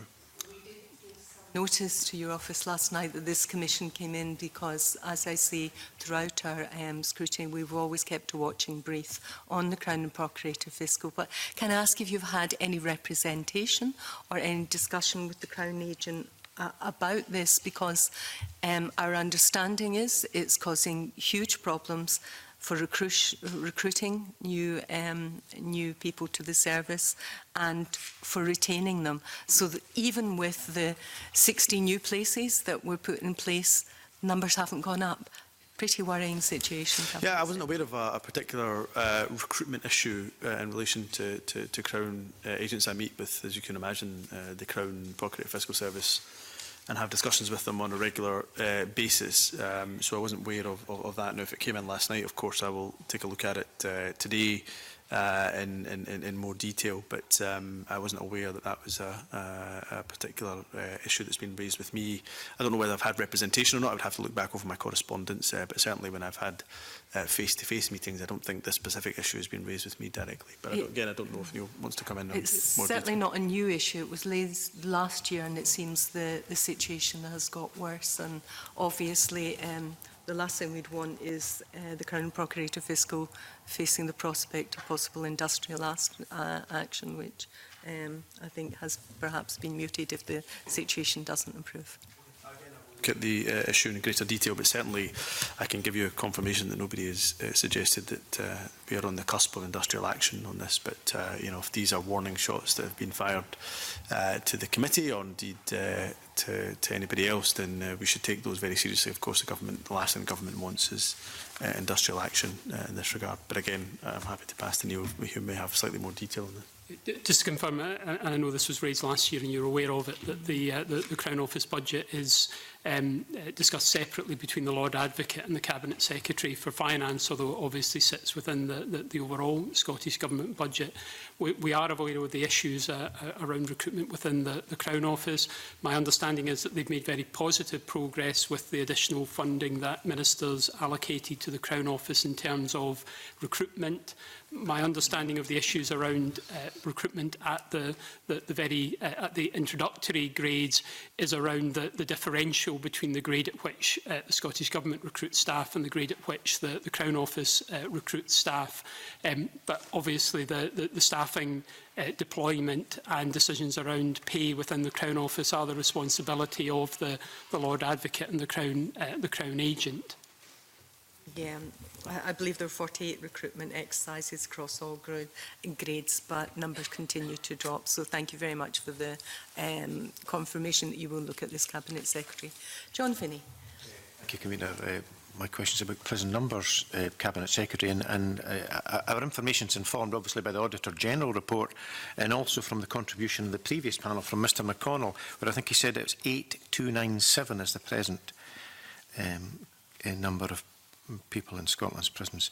There's also three terms that have come up. The term operating capacity, maximum capacity, and we heard about emergency capacity. What are the practical implications of this situation and numbers exceeding either of these limits? And what's the Scottish Government doing to address the accommodation challenges? Cabinet Secretary. Well, I thank John Finney for the question. I want to start by saying to him and to the committee that nobody, certainly not me as Cabinet Secretary for Justice, downplays the seriousness of the challenge that we face in front of us. We are not waiting to hit that 8,400 plus figure, which is often talked about as the maximum. We are taking action now, hence why we brought forward the presumption against short sentences. There will be, on the back of 2 inspectorate reports, revised HTC guidance. I know this is something that John Finney has often questioned around the risk aversiveness in the system, for example. So we're not sitting back and resting on our laurels to wait till we hit any more maximum, numbers or any more. We think already the prison numbers, the population is far, far too high. And particularly for a country that is progressive as ours, to have that figure of having the highest prison population per head in Western Europe really does not sit well with us. In terms of the practical implications and the effects of that, again, I won't go into it in great detail, but of course it has effects on inmates. So the amount of purposeful activity that they can take part in. It can have effects on the waiting lists that might be there for rehabilitation programmes for inmates, for example. It can add to issues in around violence in prisons. Again, I'll come to staff in a second, but amongst inmates, if you're used to having a single cell, but you're now having to double cell in a relatively small Victorian cell in a prison that was built a couple of centuries ago, there are issues there. There are, of course, issues for the staff as well. And I must take this moment to praise the prison officers, but SPS staff as a whole, because they're working in extremely challenging conditions. But undoubtedly, having a high prison population has issues around staff. And we may touch upon staff sicknesses, absences, the stresses that are placed upon staff as well.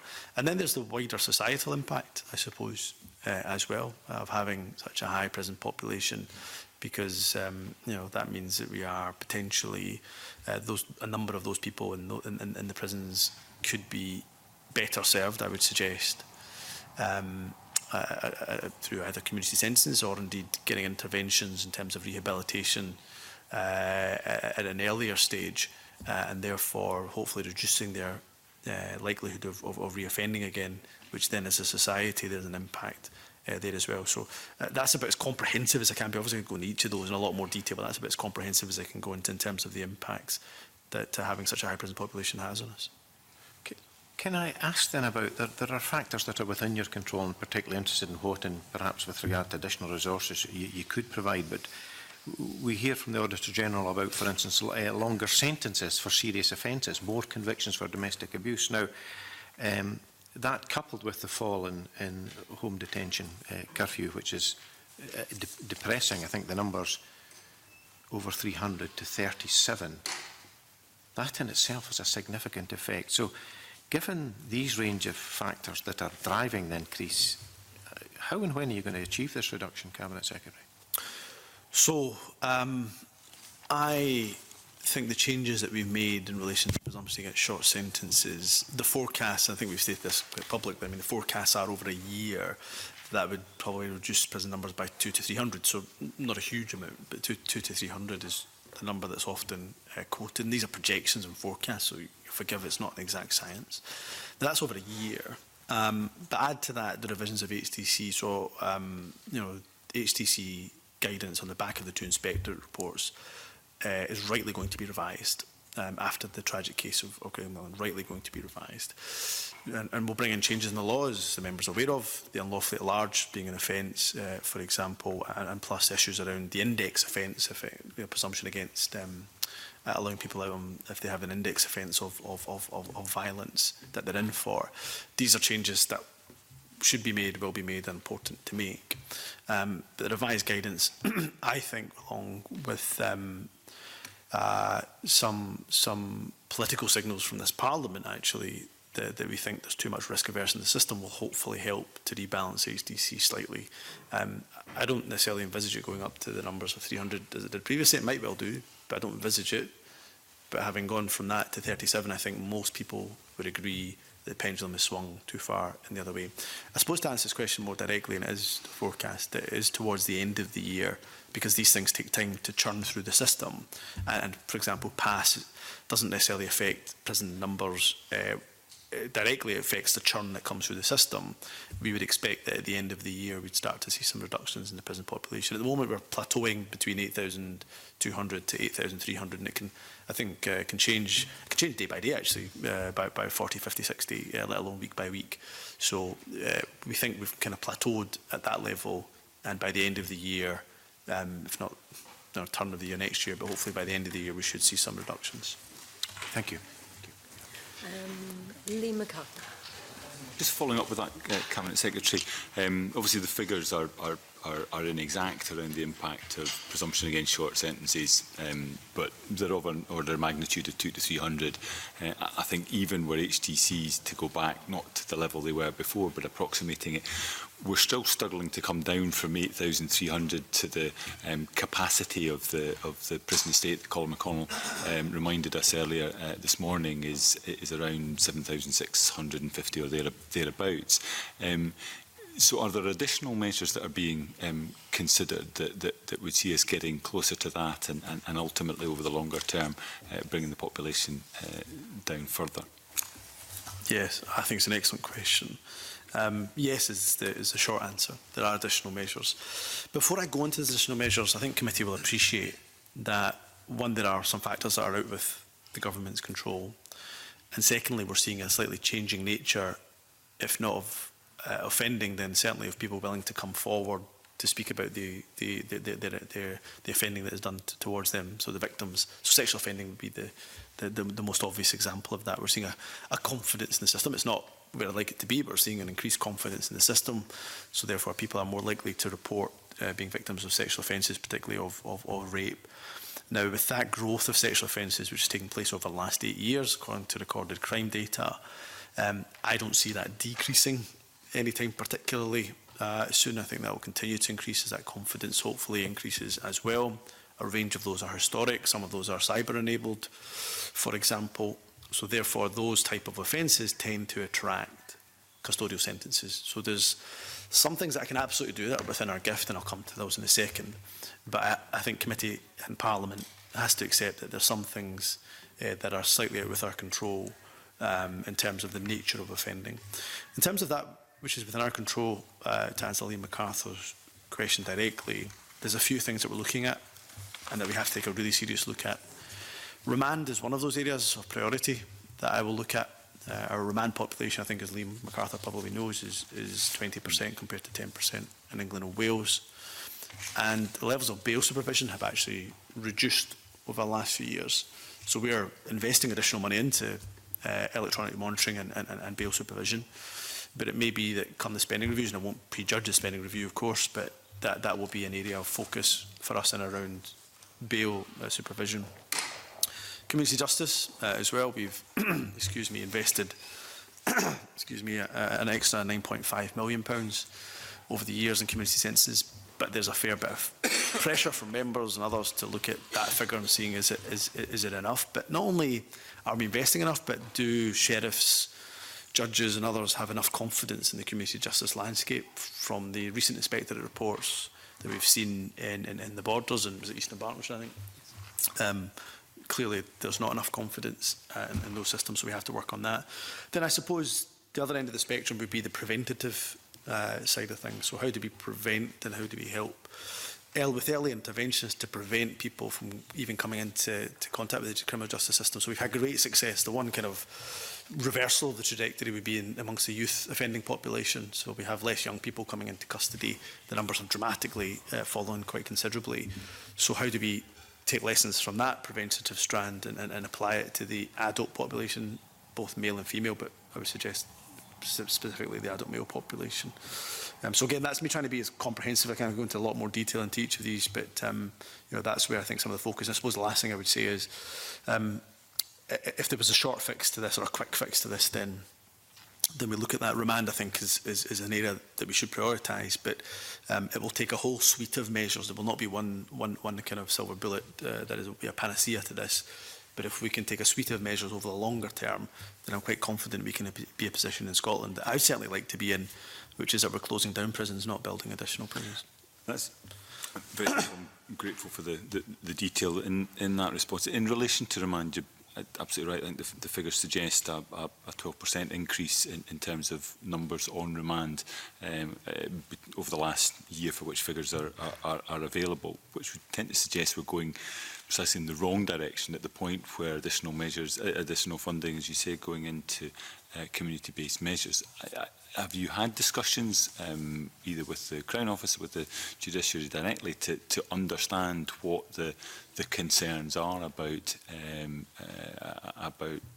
sentencing individuals to those measures as opposed to sending people on remand? Yes, to answer again your question direct, I've had conversations with a number of sheriff principals that I met recently to discuss remand. I also have had conversations with the Lord Advocate, of course, who in his role as head of prosecutions will often be the Crown that will request refusal of bail, and then it will be up to the individual sheriff or judge to make a decision, of course, on that. So we've had conversations. What I would say to Liam MacArthur is always there are nuances. So if you have more and more people coming in front of the courts in relation to sexual offending, then again, depending on the nature of their crime, but certainly if it's sexual offending, you're probably not as likely to be granted bail as perhaps other crimes. Excuse me, and I think the Lord President himself has publicly spoken on the record about the amount of the growth in sexual offending coming to the courts. And the second thing is, and again the committee I think is aware of this, we're seeing more and more nominals from serious organised crime groups coming into our prisons, and that's down to the success of the police and a lot of hard work that has gone in from the police and the Crown to make sure we get those nominals and they're sent to prison, but they are unlikely to be granted bail, again depending on the seriousness of the crime, of course. So conversations have taken place. I think if we can give more confidence around the alternatives, so the supervised bail. So I think the kind of easier, so I've talked about sexual offending, serious organised crime. I think perhaps the easier area to tackle will be where sheriffs have a concern around non-appearance at court. So those people that are coming through the revolving door perhaps have there's a concern that they might not appear back in front of the court on a given date. That is really where supervised bail could make a big difference. Again, I mean, obviously, the issues you've identified in terms of sexual violence, rape, domestic abuse, and also serious organised crime are areas where we've seen an increase. But against the backdrop of overall decreases in crime levels, so to some extent, you would expect a bit of a netting effect as opposed to an upward trajectory. But with regard to the issue of remand, it seems that judges and sheriffs are put in the position of having to deal with the circumstances and the individuals that are in front of them. But whether or not it should ever get to that point and what can be done further up the system to try and avoid some of those individuals finding themselves in the position where they're in a court setting and they're placing the pressure on the judge and the sheriff to make those sorts of decisions. Yeah, I couldn't agree more with what he says. We have actually commissioned some research that will look at the law on bail and remand, which will help to get us some of the detail of the underlying factors. But I couldn't agree more with what he said. If we can get to a position where we can intervene earlier, particularly with those who come in front of our court through that, what is often called the revolving door, then I think we would more likely to have an impact in this area.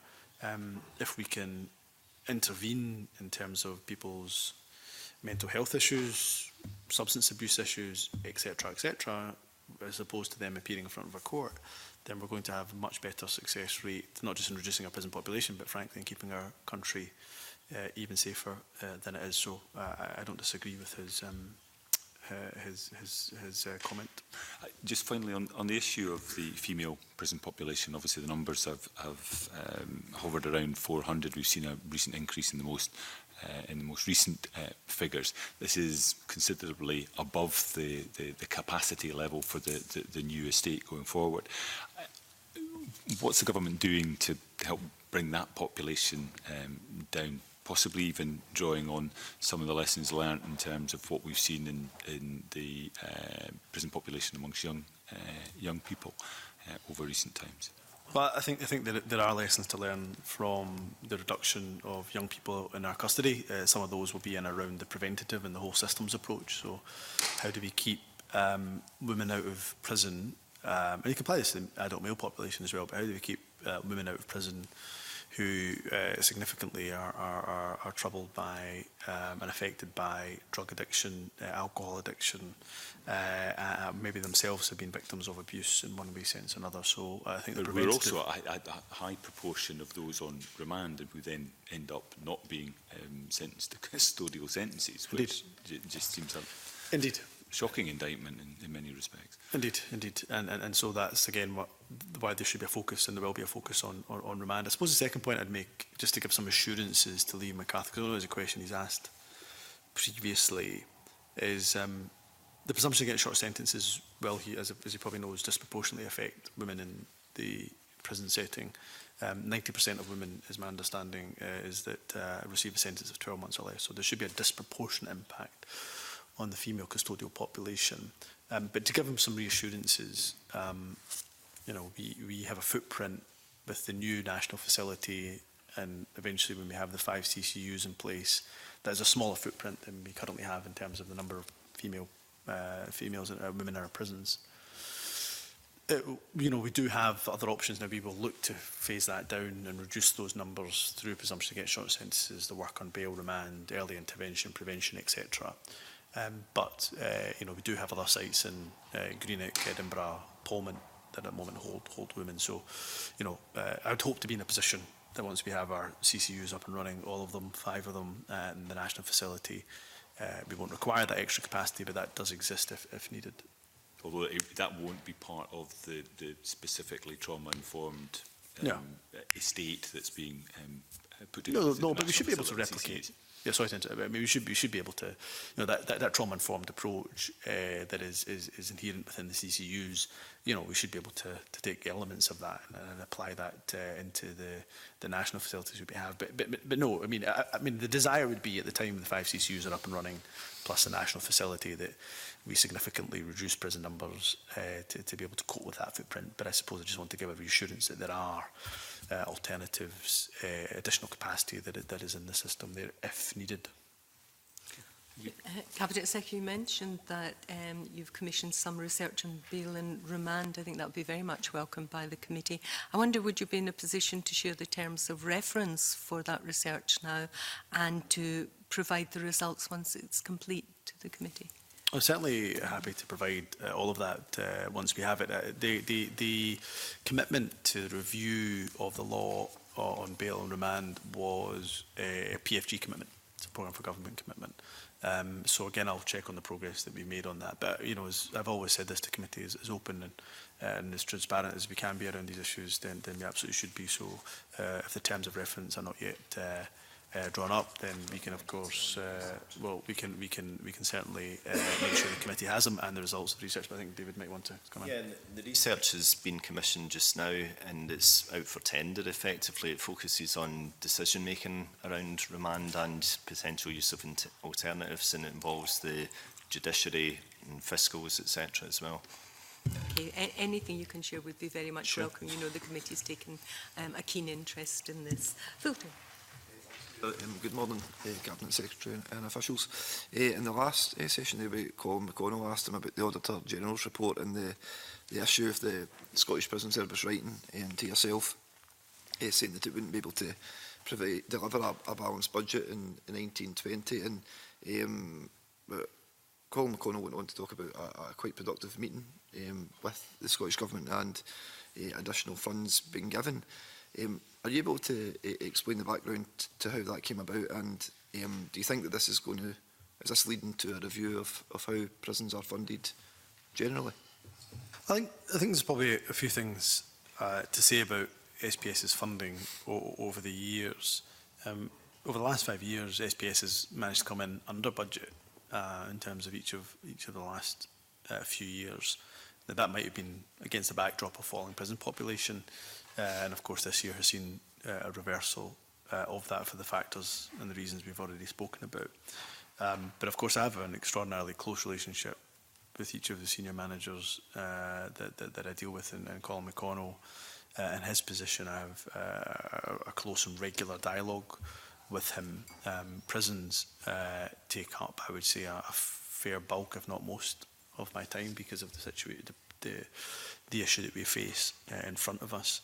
And so, yes, Colin made it clear that he would not be able to bring forward a balanced budget, and they would have some challenges to do that. So we were able to provide 24 million additional funding for our prisons. And I think I said this in my opening remarks, we're obviously not through the financial year yet, so we will keep that most certainly under review.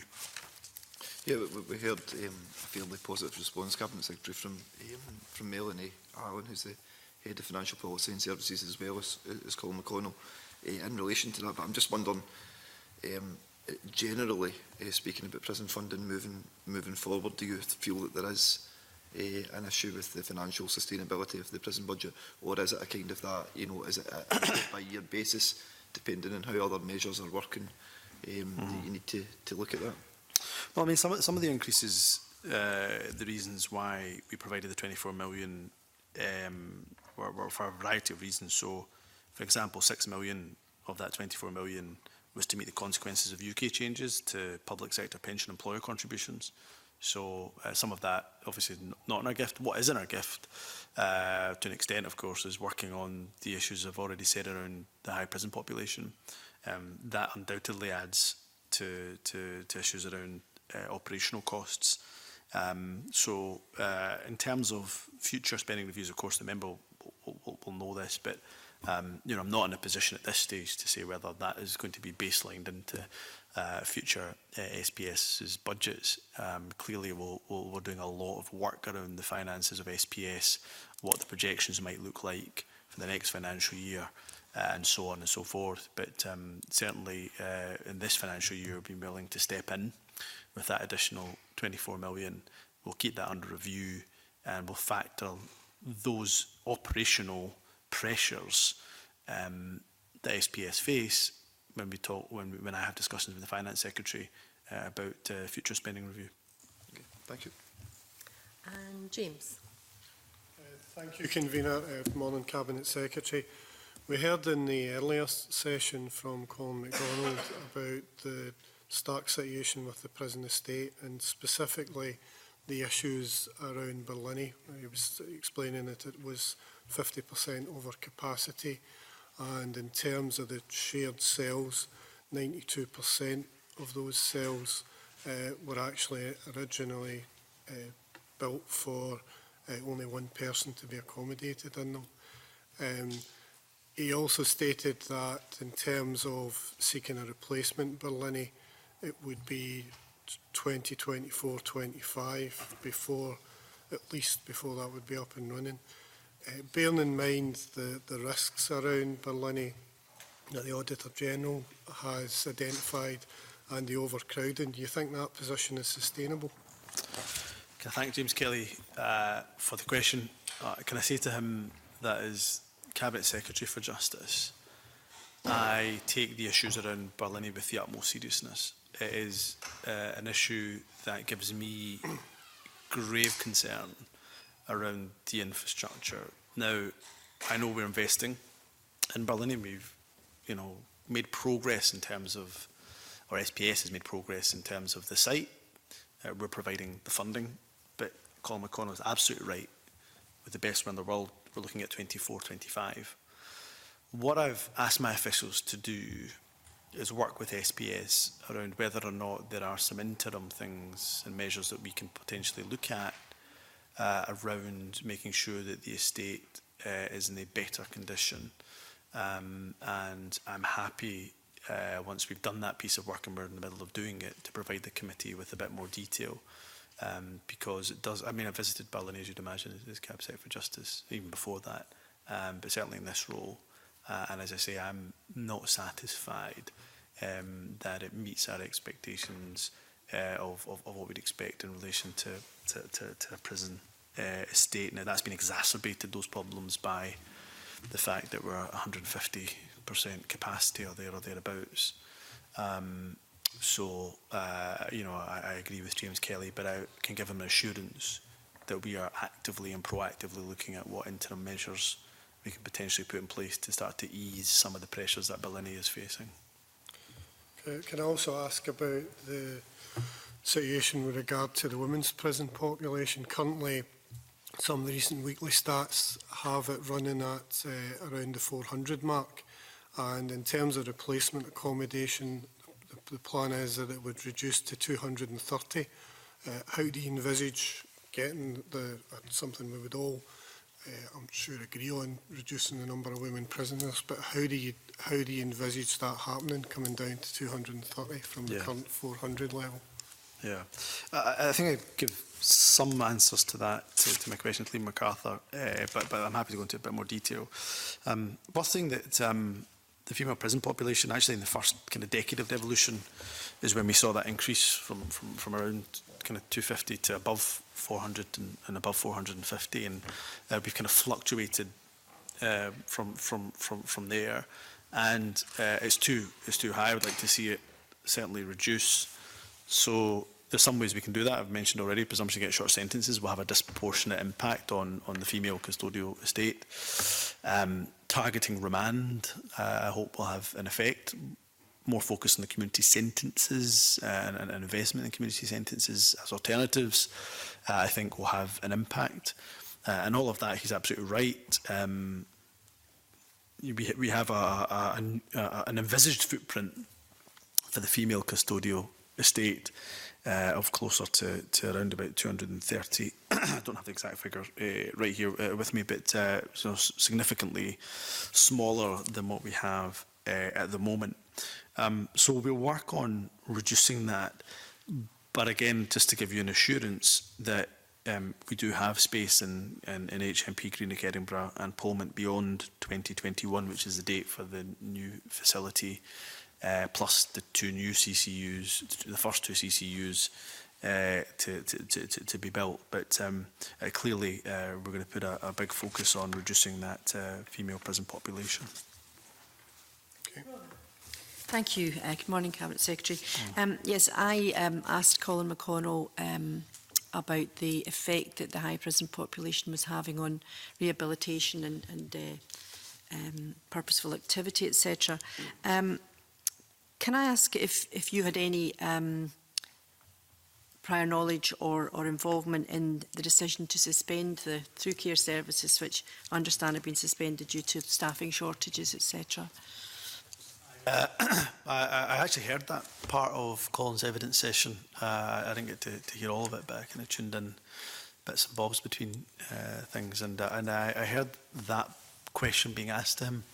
And if my memory serves me correctly, he rightly said that was an operational decision, and not one for me as Cabinet Secretary to interfere in. He did give me notice that he was having to make what he in his own words said was an incredibly difficult decision based on the experience of those prison officers and the need within prisons.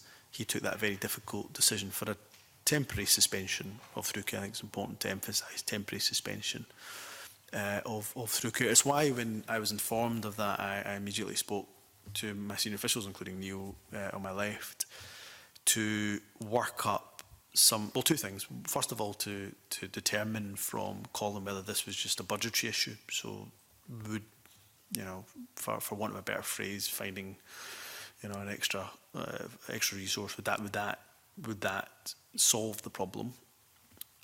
But he was very clear that actually it wasn't a resource issue per se. It was an issue of the experience of those prison officers and using that experience back into the main prison estate.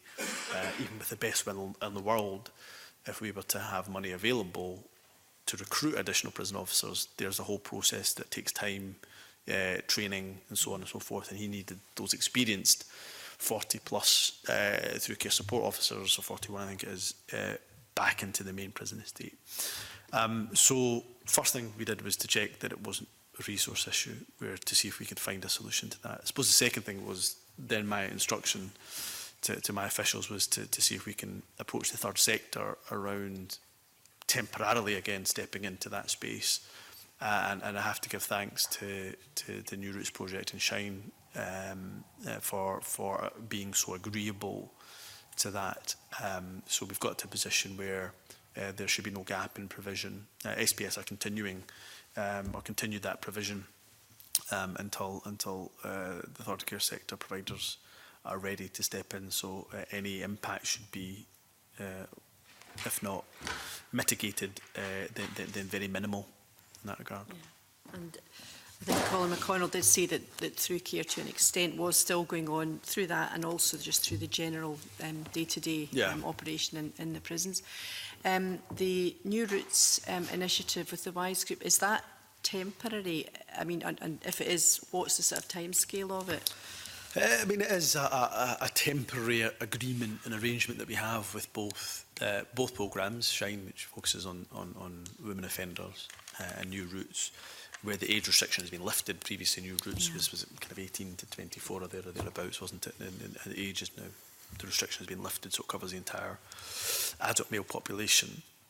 That is a temporary arrangement.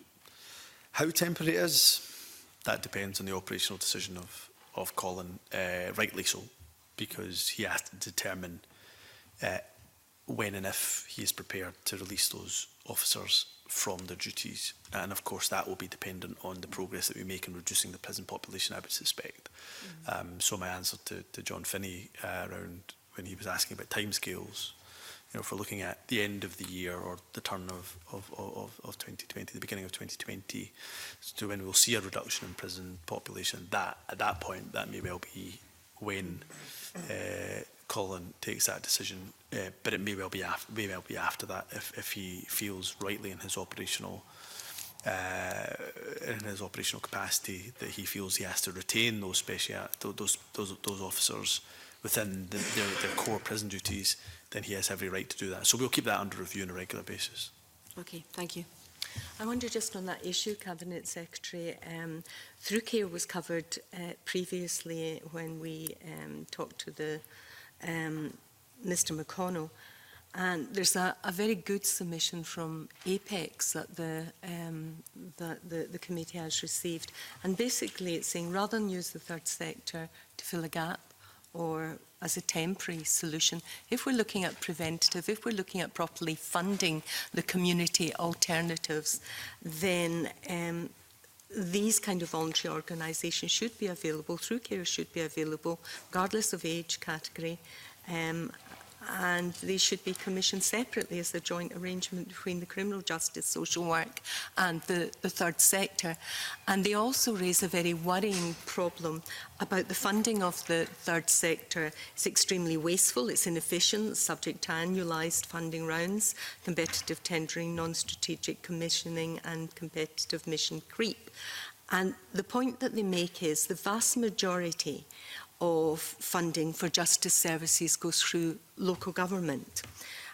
And in effect, these are competitors with the third sector. And when we're in kind of spending restraint mode, then the point they make is there's a vested interest, which very often results in them not releasing any external funding to these third sector organisations. Now, it seems to me this goes beyond operational to a policy decision about how we adequately fund community alternatives and the through care that's preventative to stop more people ending up in the system because they haven't had that care, and looking at the mechanism that's there and moving perhaps to a more commissioning mechanism and not channeling everything through local authorities. I will look at the submission in great detail. Apex is an organisation I have a tremendous amount of time for. That latter point that you make, convener, I think is an important one.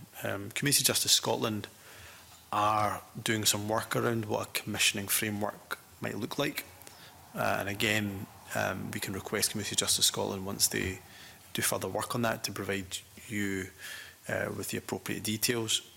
We do obviously invest quite significantly in the third sector around reducing reoffending. It's about 11.6 million that is put into third sector organisations with a specific aim of reducing reoffending, and the 100 million, as you'll know, for criminal justice social work is also ring-fenced.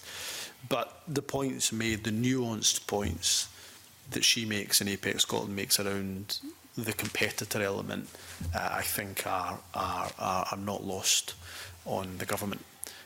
So the work that CGS, Community Justice Scotland, is doing around the commissioning framework may well be of interest to Apex plus the convener, so we can share some of that information when we get a bit more detail on it. That'd be extremely helpful, Cabinet Secretary, because it's not just Apex and Sure. most of these submissions, and they're very good, lengthy submissions making excellent points that would take us far too long to cover, but nonetheless shouldn't be overlooked. So I think that would be a very welcome commitment from the Cabinet Secretary today. John Finney.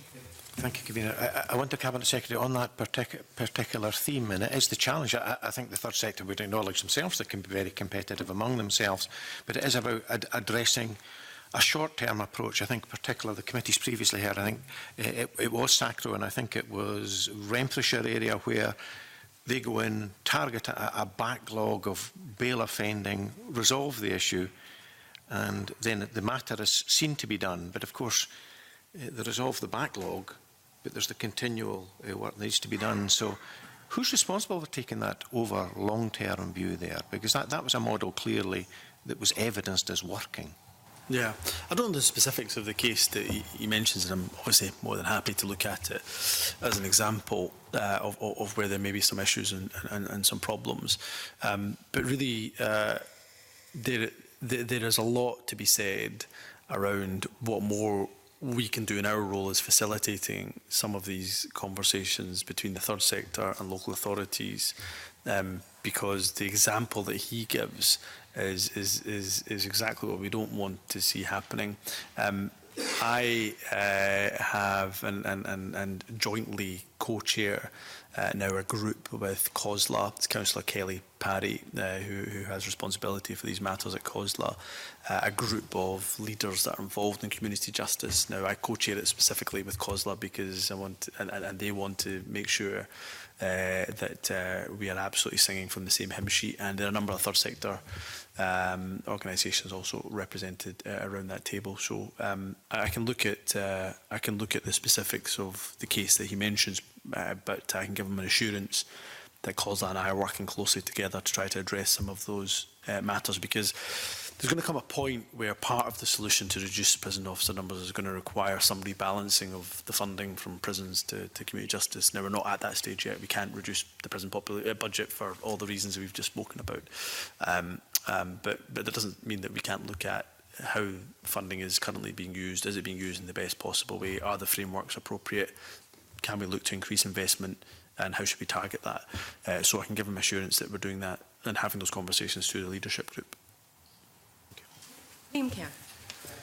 I'll stick with that point because I think it's a very good one. We've had submissions in from COSLA who highlight the importance of the role that the local authority would need to play, and that the local authority requires to be adequately resourced. And they make the point that, of course, local authority funding is increasingly tight, and that there should be a whole systems approach looked at. So what are you doing, or what will you do in relation to representations such as those from COSLA? So I suppose, not to go over what I've just said, but we are ring-fencing the £100 million for criminal justice social work. That's an important element, and I know that is increasingly important in COSLA's, the work that COSLA do in and around reducing offending and reoffending.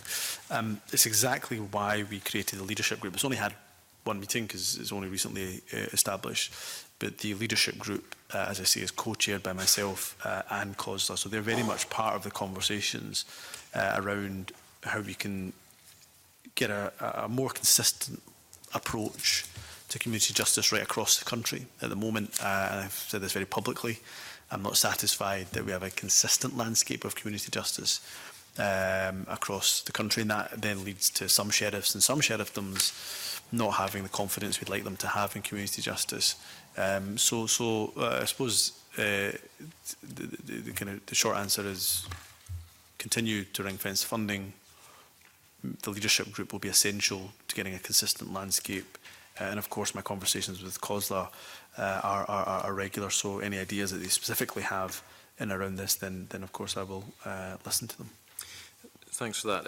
And I'll just move on to the staffing, prison staff, because you may have seen in the earlier session, asked Mr McConnell about staff absence, which is obviously, there's some evidence it's going up significantly, the impact on those who are not absent, and also asked about recruitment. And Mr McConnell gave me a very interesting answer around where the recruitment challenges particularly are. So just in general, in relation to the staff concerns, what discussions have you had with the SPS about that, and what, if anything, can or do you propose to do to help? Yeah, I didn't see that part of the session, but I mean, I think it was supposed from Liam Kerr's particular interest. You'll know that a lot of the staffing issues are focused in the North East and Grampian, so it's a large, I can't remember the exact percentage, but a large percentage of the vacancies that the SBS have are in around Grampian. I think it's kind of in the 75–80% or ballpark. In terms of the issue around sicknesses, it does give me concern, absolutely. And there are a range of factors around why we have staff sicknesses and absences. And I was struck by the conversations that I've had over the time that I've been Cabinet Secretary with both the SPS, but also, with the Prison Officers Association, which I have regular dialogue, as well as some of the other staff unions, but particularly the POA. And they tell me there's a range of factors involved in some of the staff sicknesses and absences. Having to work till you're 67, probably soon to be 68. If you're a prison officer, now you've probably seen the reports about new psychoactive substances, for example, which can give people that take those substances additional strength. Now, if you're having to deal with an incident and you're in your 60s, and somebody has double, triple, quadruple the strength that they would normally have, then you can imagine the kind of musculoskeletal damage that could potentially cause you. So a number of the staff sicknesses and absence are related to those kind of musculoskeletal issues. And interestingly, in fact, actually I've got the figure here, days lost to musculoskeletal conditions is approximately 15,000 per annum. So a huge number. But what we're doing about that, what SPS is doing about that, in October 2018, they launched a pilot physiotherapy scheme. That was within HMP Edinburgh and Pullman. And interestingly, the feedback has been very positive. So they're going to look at the service, they'll review the service at the end of the financial year, so it's being piloted still, and they'll consider whether it should be rolled out across all establishments. So that's on the kind of musculoskeletal, which again is having a huge impact clearly in terms of staff absences.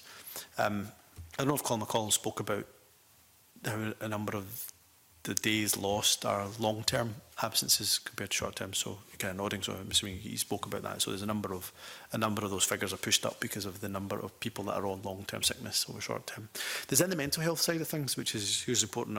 I'll maybe just end on this because I can talk a lot about this issue. But a number of the sick absences are attributed to mental health conditions, and a lot of work is being done by the SPS, Colin, and you had Jim here as well. He would be able to talk in detail to some of that.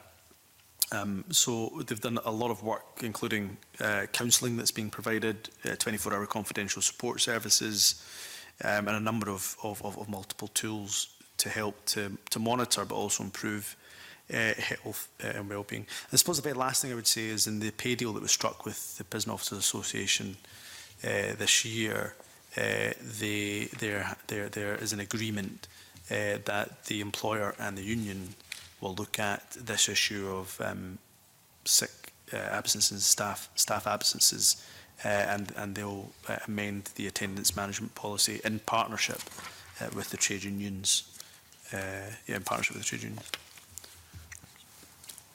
That concludes our questioning. Thank you very much, Cabinet Secretary, and your officials for attending today. That's been very worthwhile. Evidence session, we look forward to the additional information that you've undertaken to provide the committee. Thank you. We now suspend briefly to allow the witnesses to depart.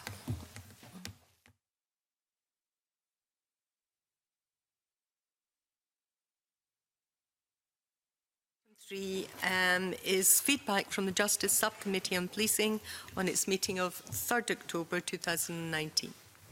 I refer members to paper 4, which is a paper by the clerk, and following the verbal report there will be an opportunity for brief comments or questions. And I invite John Finney to provide that feedback. Thank you, Convener. And as you say, there is a detailed feedback in the papers of the most recent meeting of the subcommittee. And that meeting took place on the 3rd of October when it took evidence from the Cabinet Secretary for Justice on capital funding for the police service. This was the committee's final session on the pre-budget scrutiny of the 2020-21 draft budget. The Cabinet Secretary was asked about claims made by the Scottish Police Authority and Police Scotland that the level of capital funding meant that they are struggling to keep the estate, fleet and ICT working. Both described this as, quote, not sustainable, end quote. The Cabinet Secretary indicated that whilst he did not recognise the description of the police estate, he was listening to the views of Police Scotland and the SPA, adding that he acted previously in response to their concerns about insufficient capital funding. The Cabinet Secretary confirmed that there is an expectation from the Scottish Government that police officer numbers will not be significantly reduced below the number inherited in 2007. In response to questions on Brexit preparation costs, the Cabinet Secretary stated that if policing costs are greater than anticipated as a result of a Brexit deal or no deal, he would request additional funding from the UK Government to meet these costs. A recurring issue is the lack of engagement by the SPA and Police Scotland with the police staff associations and unions to inform budget decisions. The Cabinet Secretary indicated that he expects the police unions and staff associations to be fully involved in budget discussions. He asked the SPA and Police Scotland to reflect on their approach. The Cabinet Secretary also confirmed that it's unlikely that Police Scotland will meet their deficit reduction plan, adding that if Police Scotland and the SPA wish to revisit the deficit reduction plan, he would be willing to have that discussion. Finally, Convener, the subcommittee agreed to undertake an inquiry into how policing in Scotland makes use of facial recognition technology and to schedule an evidence session on Police Scotland's custody provision at its next meeting on Thursday, 7th November. And as you say, I'm happy to take any questions. Thank you. Do members have any comments or questions for John Finney? Are you content to note the report? Yes. Thank you very much, Don. That concludes the public part of today's meeting. Our next meeting will be Tuesday, 29th of October, when we'll continue to take evidence on the Scottish Biometrics Commissioner's Bill and on SSIs to introduce a victims surcharge fund. We now move into private session.